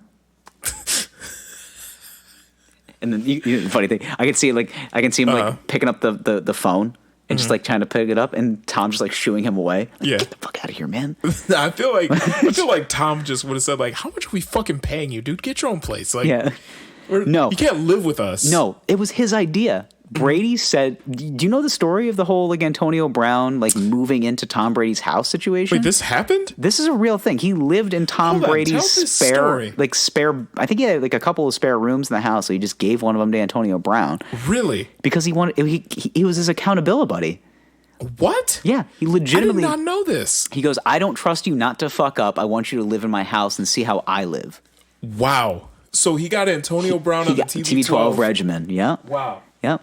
To get his mind Yep. sharp. This is how I work out. This is how I fuck my wife. This is how I eat. We're talking about human optimization here. Yes. Have you read some of the TB12? I have, and Okay. it is rigorous. Like it. Yeah. I mean, dude, the guy eats fucking kale and air. That's it. But it's all about the thing about TB12 that they hammer home is that it's a mindset. It's like Mamba mentality. It's just- Mamba mentality. It's a mindset. You got it. You have to have this like visceral competitiveness mixed with like obscenely healthy point of view. It's an obscenely healthy lifestyle. Obscenely healthy. This is how you train. This is how you eat. This is how you think. And the thing is, though, is that like it's not like heavy weight regimen. It's basically just mind, body, soul. Like it really, and it's like as like holistic and like fucking like far out as you can imagine. It's exactly what you think of. Yeah. It's the yogi on the side of the mountain. It's about discipline. Discipline. In every facet. in every facet of Do your not life. let anything into your brain that's unpure. It's like Jesus Christ. It's borderline biblical.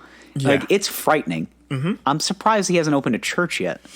But if you want to be, and even then, he wrote about how, you know, when he won, what Super Bowl was it?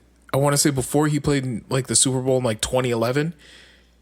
He wrote about In how 2009 is that thing on, by the way? no, No, it's okay. not I'm getting a hum in my ear. Never mind. But he wrote about how in one of his later Super Bowls, how he was warming up beforehand and how basically he was throwing the ball better than he was like 6 years prior or whatever. Yeah. And he said it's all due to his method of the TB12 method. Yeah. So I found it really interesting. So his Super Bowl wins came. So he's got 7 Super Bowls. He won Super Bowl 26. Was that what it was? When they beat that was the first one. They beat the Rams. The old greatest show on turf. So he's got 26. He won 28. Which was the one against the Panthers. That was a great game. Then he won Super Bowl. Oh, I keep forgetting the other one. What was that? Super Bowl 35? I can't remember the numbers, but I remember he was saying the years. And he So in basically said that one of his later Super Bowls. 2004, the 2004-05 season, that's when they beat the Eagles. Okay. When the Eagles finally made it to a Super And Bowl. he was basically saying, like, in 2011, he was throwing the ball better than he was in, like, 04. Yeah, so that was the last one they won before they won again. So in 2015, they beat the Seahawks. Yeah. Which was still to this day, the most improbable, stupid thing in the history of time, when they just didn't give the ball to Marshawn Lynch at the 2-yard line. Yeah. Like, the guy that had Beast mode. like 12 touchdowns and 1,400 yards that season. Yeah. The dude who's nicknamed Beast Mode Right. can't get you a fucking yard. Right. Like, and he would have gotten that. Like, that's why people look at Russell Wilson and they go, he won one, but, like, he didn't really do that much. Yeah. Just like they should have won that game. And, absolutely. yeah. That was a winnable game. Yeah, his legacy has been tarnished because of that. Yeah. You know? And he's also very weird. Yeah. Russell Wilson's one of the weirdest dudes. Maybe ever. I don't know what it is. He's sus, dude. Like, he is so weird. Yeah. Everything he does, it's so obscenely friendly. Go Hawks. Yeah. Oh God. When he signed that contract extension with so Sierra in the cringy. bed, and she's all sexed up, and he's just we got a contract. We got a contract. Like it's so weird, man. Ew. Have you seen the Mr. Unlimited thing? No. Oh God, it's gonna make me throw up. He basically So cringy. It's weird, dude. Like it's this like alter ego that he created. I believe it's like I don't know if it's a TikTok thing. It just might be a social media thing where people ask him like they're like, you know, Russell, like where do you have an alter ego, or do you have like this other person that like makes you, you know, take that next step in life? And he calls himself Mr. Unlimited. But he calls it, but the way he says it is like really. You have to just look up. I gotta find it. What website is this on? Just type in like Mr. Unlimited Russell Wilson. I think he might have posted it on some social media. Maybe he did it like on an Instagram Live. But it's weird. Oh it's God! Here we go. I found it. Russell here. Yes, the typical boring. Yes, Russell. Robot Russell. Robot Russell. I'm real excited exciting. I'm real excited. But anyways, He's so weird. Everybody has to have an alter ego, right? And I've been thinking about what my alter ego would be, and I think I have an alter ego. His name's Mr. Unlimited. Stop, turn it off. I'm gonna throw up. He does it like 100 more times in that video. Unlimited. That's disgusting. Yeah. Speaking of cringe, though, we have to shit. Does it get worse? Yeah. So recently, Does it get unlimited? no, it gets worse than that. Okay. Recently, a teen idol passed away. Dustin Diamond. Rest in peace to the god. Did you take a deep dive on Dustin? One of my buddies sent me his sex tape.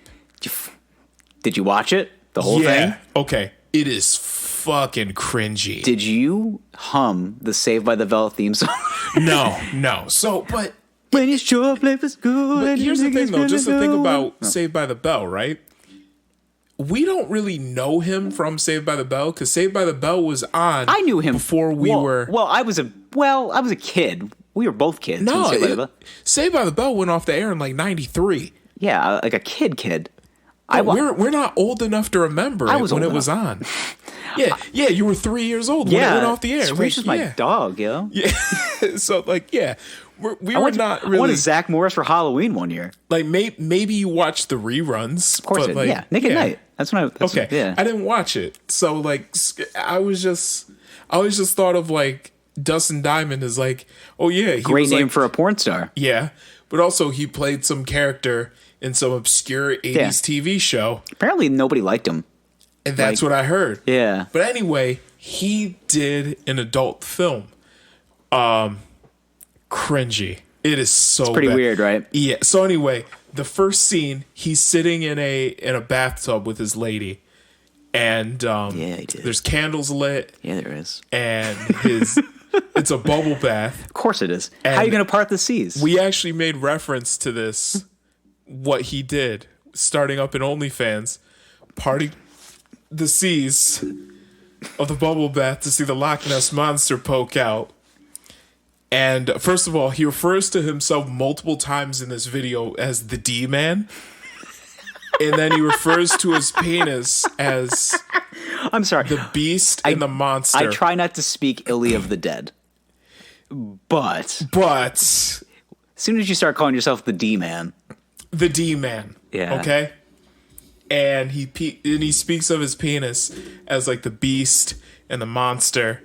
Now, I'm gonna be honest here, okay? When you think of a beast or a monster in terms of penile nicknames, you think of Mr. Silhouette Challenge, the Gray Sweats King, You think right? the Gray Sweat's king. Right. This ain't that. No, it's Okay. it's a very mediocre penis. It's a very average-sized penis. yeah. I mean, okay? it looks okay on camera. Yeah, it's a decent piece. It's not like But this isn't. It's a not a- Chevy Impala. yeah. I like was gonna it's say, you're going up against Gray Sweatpants King. right. Okay, so Gray Sweatpants King is, I would say, a Maserati. Is it, Gray Sweats King. what is the auto equivalent of Gray Sweats King? It's like a Hummer truck? bigger. Really bigger than that? It's like a Ford F650. Okay, It's a super duty. it's a commercial duty truck. Do you platform. think that he actually wears trash bags on his cock instead of condoms? Oh my god! I think it might be big enough. Hey, you guys got like those tiny trash bags? It's like, what do Yeah. you need that for? Protection? Yeah, he's got. Okay, Gray Sweats King has one of these. Okay, Oh my god! it's a fucking Ford F650. I thought you I thought you were just making up a car. No. Like that's a real thing. It is a commercial duty truck platform. Yeah, they no also have the shit. 750. It's a medium duty truck. Okay. Medium duty truck. Yes. Okay. What does a you're not- medium duty truck do? Medium duties? Like, I guess. Well, heavy duty would be like an 18-wheeler. Oh, okay. Not quite 18-wheeler, It's a pretty big dick, though. but it's a big fucking dick. Okay. It's Now, Dustin Diamond a 650 version of a pickup truck. Dustin Diamond has what I consider a Are you saying Chevy Impala? Is it even that big? Should we give him Malibu status? Hold on. Let me look this up. Chevy Impala. Yeah. Like a mid 2000s? Let me look at I'm looking up the generation here. Okay. Yeah, Dustin Diamond has what I can describe as a 9th generation Chevy Impala. Okay? I gotta find a picture of... Now, the 10th generation is the current one. Mm-hmm. Here's the 9th generation right here. You know this car. This is every rental car in America. It's like the Fleet Master. It's every rental car in America. Okay, when you tell somebody, when I go to if you go to any like exclusively used car dealership, they've got like 8 of these. They've got on the lot. 8 of them right up front. So this is like if you handed someone a piece of paper and said, "Draw me a picture of a car," it's gonna look a lot like this. Okay. This is the most generic looking car. Nothing bad about it. It's going to get you from point A to point B. Yeah. Okay. You know, if it's got the fully loaded options, it'll get you there in a little bit of style, but it's still a 9th gen Chevy Impala. Okay. Now, Dustin Diamond in the second part of the video drove his 9th gen Chevy Impala to the upstairs hotel room of where he was staying. And there were 2 women there. It was a woman. She was getting married. She was on her bachelorette party, and her best friend were in the room. And somehow they invited Dustin Diamond up to the room, and they're hanging out. He calls himself the D-Man multiple times.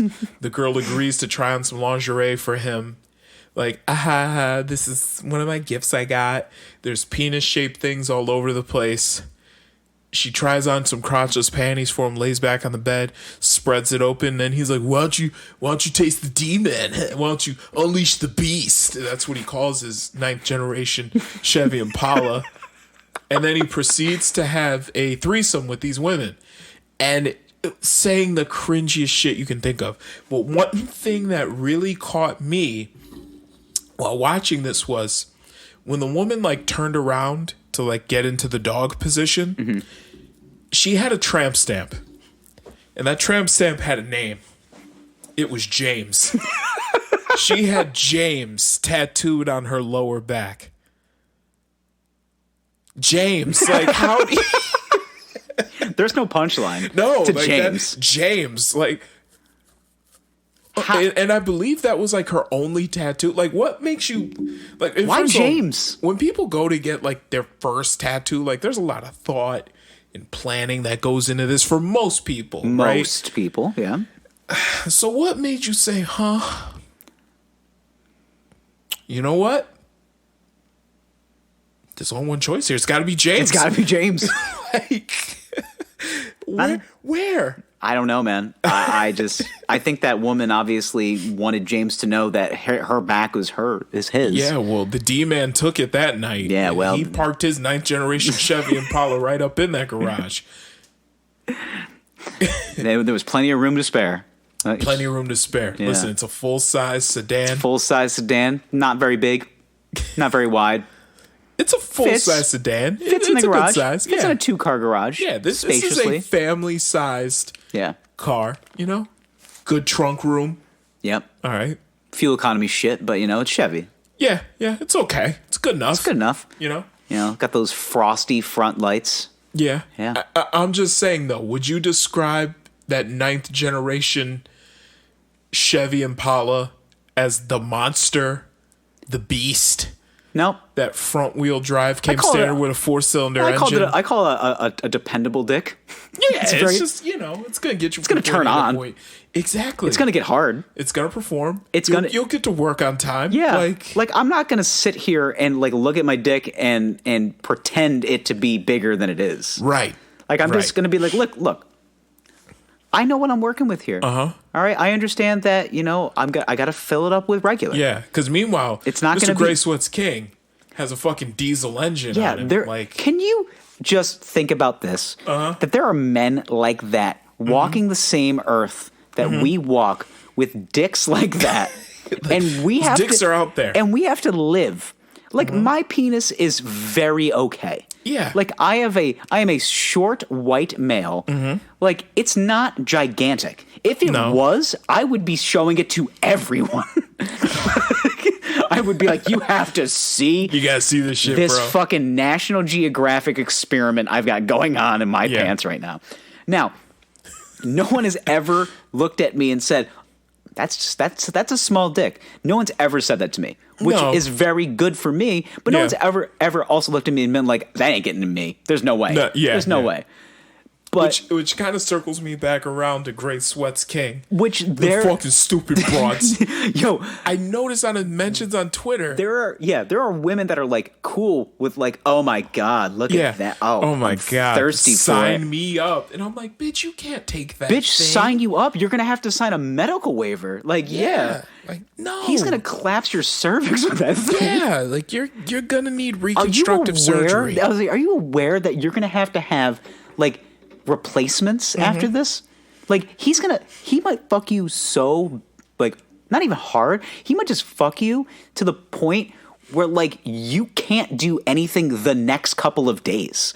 Like, just gonna need to like you're just gonna have to sit on an ice pack and just pray a lot and just hope that nothing internally was damaged. Sit on your ice pack. Yeah.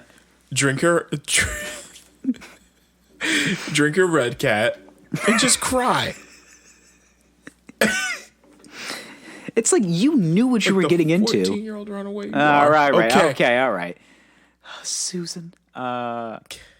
I mean, I don't get it. I don't know anybody that opens up that can of worms, which is a big old dick of worms. It's a big old dick. I don't think we've hammered the point home enough. Of how big this guy's dick is, but it's Gray Sweatpants King on Twitter. The fact that you've gotten them. Listen, I'm gonna DM this guy tonight. Gray Sweats King. I'm gonna be like, yo, we talked about you on our podcast for like an easy hour tonight.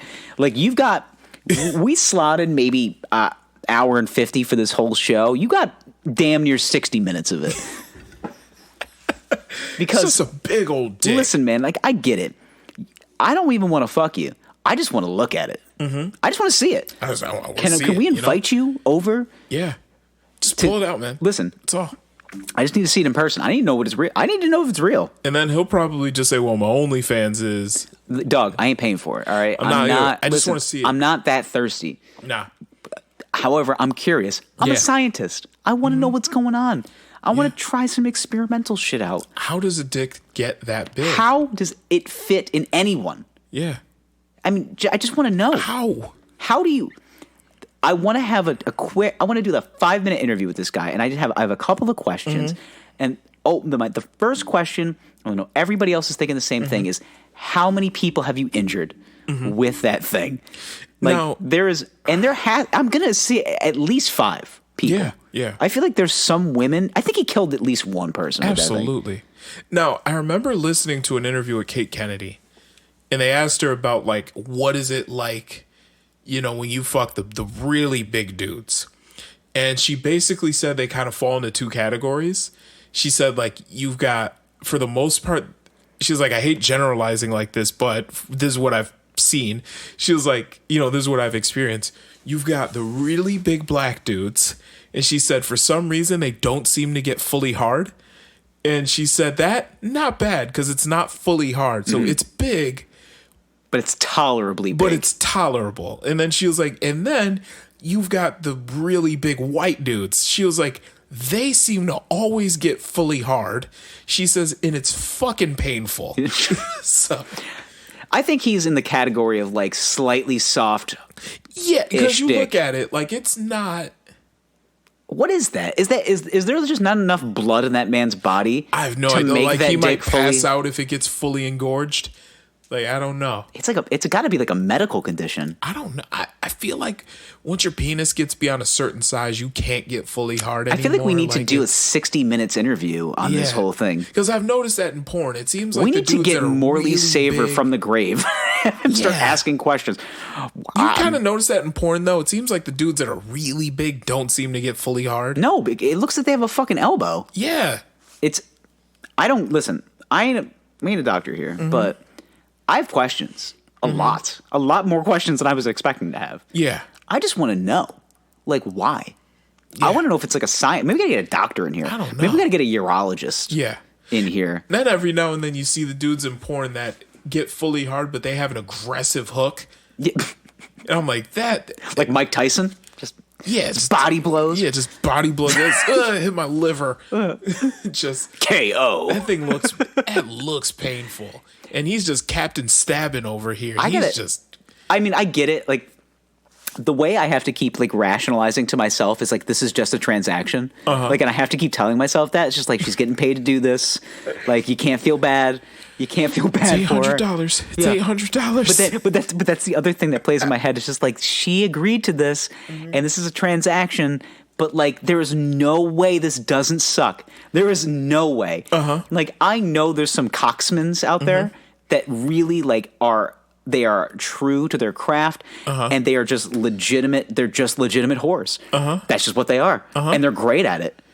But I just can't rationalize something like that happening for like a solid 30 minutes. Oh my God. And it being a transaction. Just like the grizzled veteran that's foam rolling himself out. Yeah. He's just the real professional. Yeah.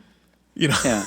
I got to show you something after this. Okay. We have something to talk about after, but Is it a grizzled porn veteran using a foam roller before a scene? No. But it was a scene that I stumbled across today in my session. But your sesh. That's what I call it now. It makes me rationalize my life. Okay. It's just like, I think I'm at a point in my life now where like I have to figure out times. It's just like, all right, well, I have this time, and it's like, might as well.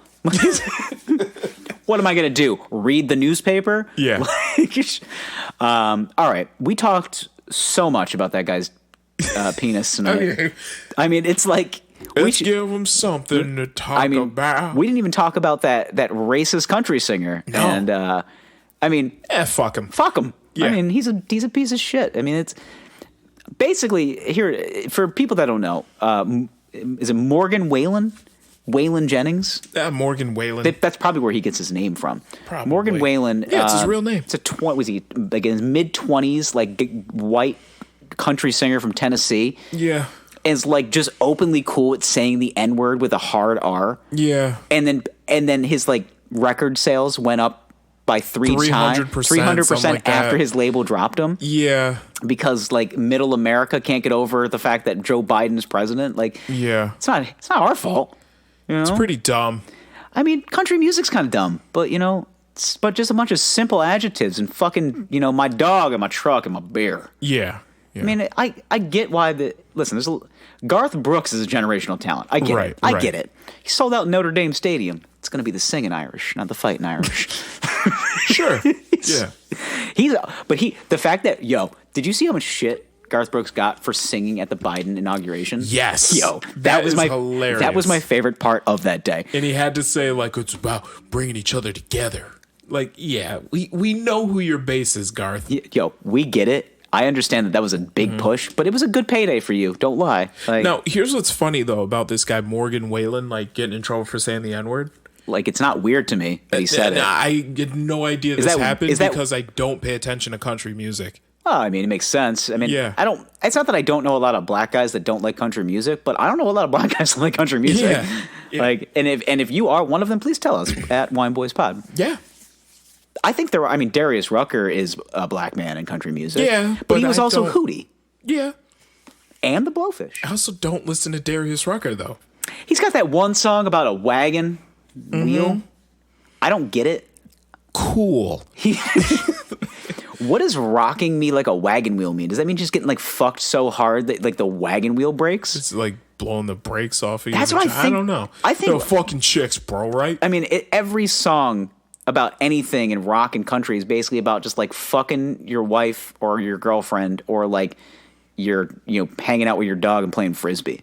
Yeah. Like that's it. Driving down a country road. It's every genre of music stays in a pretty similar lane. Yeah, this is true.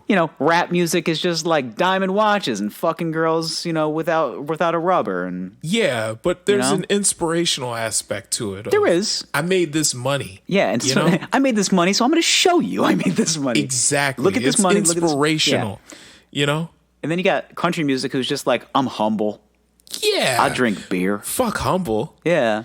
You know, as the great street poet of our generation, Kanye West, once said, hood phenomenon, the LeBron of rhyme. Hard to be humble when you're stunting on a Jumbotron. It's true. Okay? I don't want Garth Brooks to be humble. He's in too weird of a situation to be humble. He's made uncomfortable amounts of money. Like, he sold out he sold out Central Park in New York City 3 nights in a row. Yes. On a Sunday, too. I want to see Garth pull up in a fucking Lamborghini and talk about how he's the shit. Yeah. I don't want him to fake it on like his social media, just being like, we're in this together. No, this virus, we're not. This virus isn't going to get us all. So I want you guys all to go to garthbrooks.com, and you're going to come out to my world tour. It's going to be all in drive-ins, socially distant in your cars. Garth, we're not the same. Dude, just don't pee on my head and tell me it's raining. We're not the same. I want you to pull up in a fucking what's that? Yeah. Pull up. I want you to pull up in a car that I have to research. That's what I want. I want to be like, what the fuck is that? Yes, it's a Mercedes, but this is not a Mercedes that you can just go and buy off the lot. Yeah. This isn't the Mercedes that I can buy at my local Mercedes dealership. Like, this is something I have to like find online. Right. You know, I want you to pull up in a watch that like you need to know people that know people that got a guy. That got a guy that might have killed somebody to get this watch for me. Oh, look at the obligation. Yeah, like that's what I want out of you. I want to see diamonds that were found in Africa that people pillaged others to murdered and found that diamond to implant inside of that watch. Right. That's what I want. I want Nigerian diamonds. All right. Don't drive around in a pickup truck. You're not a working man. No. Most of these dudes from Nashville didn't grow up on a farm. And if you're going to, get a fucking like crazy souped up Raptor with like 1,000 diamonds on the side of it. Yeah.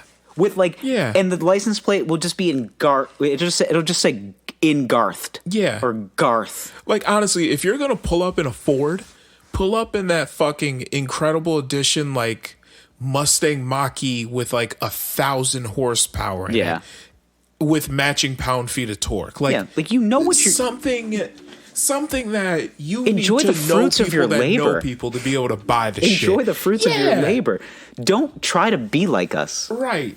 You're not a regular guy. We know you're not a regular guy. We're not regular guys. Yeah. Then you pull up in a Ford F-150. Oh, I'm just regular guy. Like, fuck you. You're not. Don't. You're not just a regular guy, bro. I hate when people try the image of regularity. Even that Chance the Rapper thing. Yeah. Girl, I understand. Fuck you, Chance. I put Gorilla Glue in my hair the other day.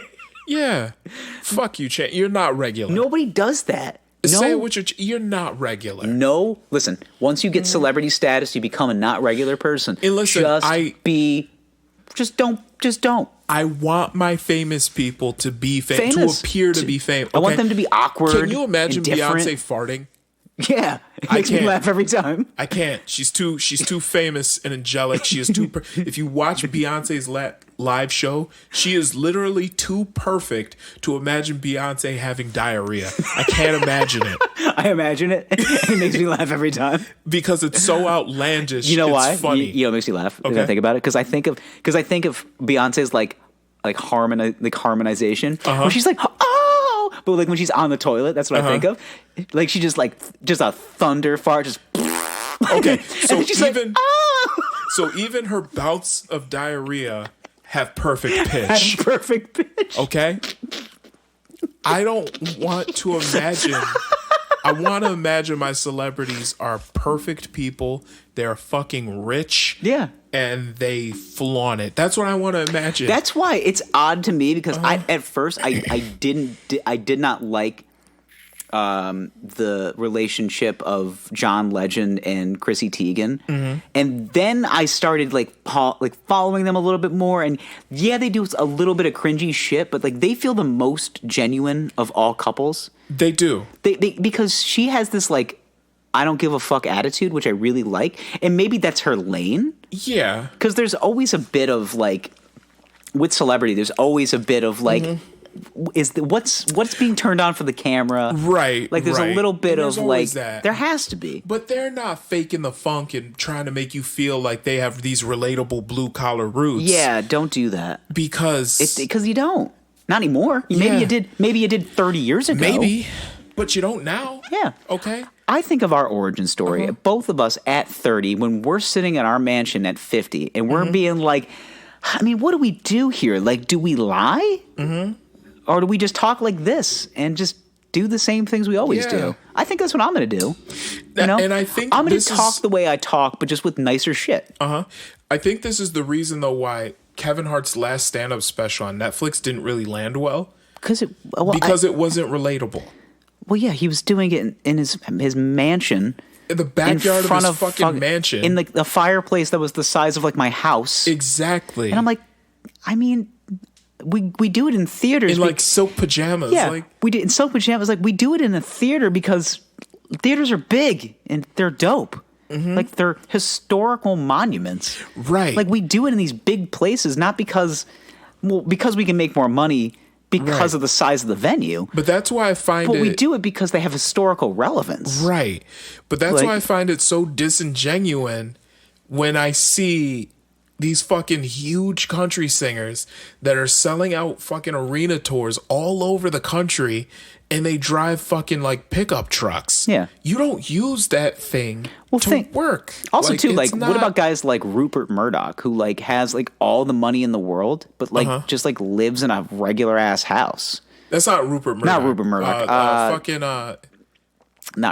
Murdoch has like 15 planes. Warren Buffett. Warren Buffett, thank you. Yeah. Rupert Murdoch. So sorry, I've got Fox in the brain. It fits the brand, and I'll tell you why.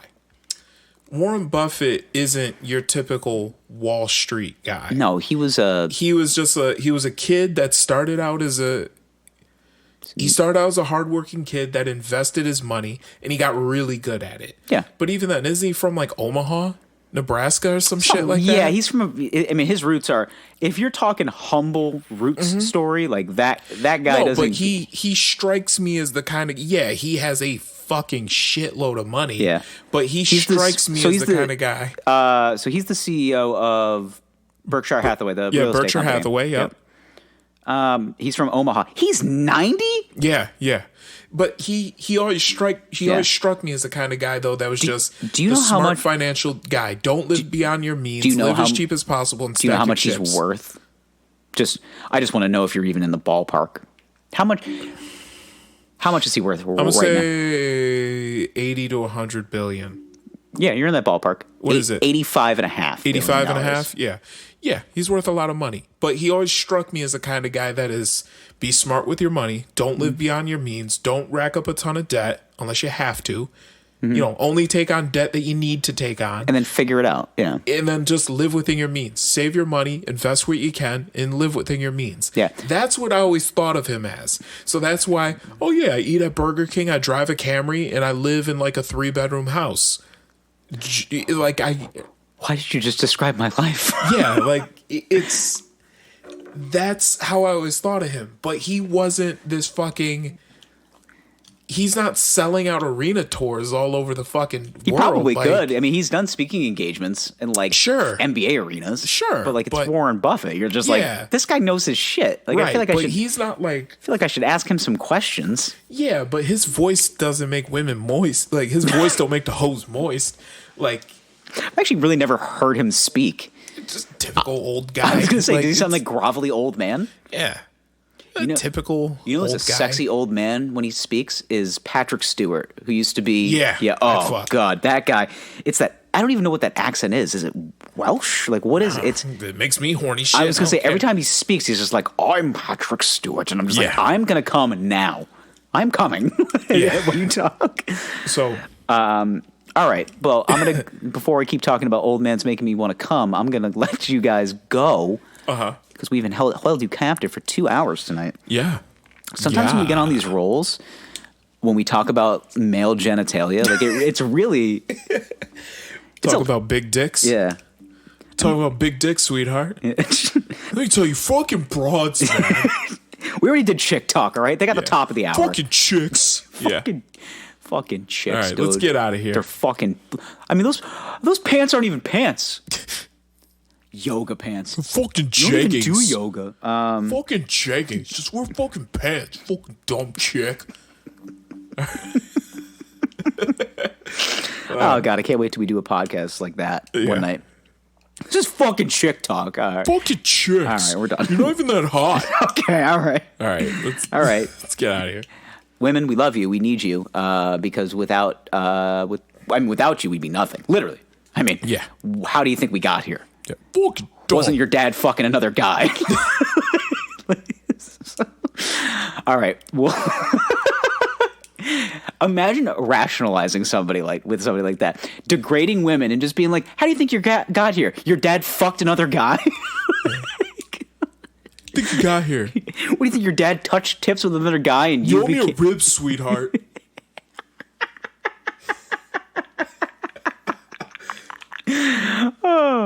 How easy it must be to just be American, right? Yeah. We hate our country. Everyone hates it. Yeah. And it's like we get to do so much, like we just get to do this. Yeah. In China, we'd be murdered. Oh my God.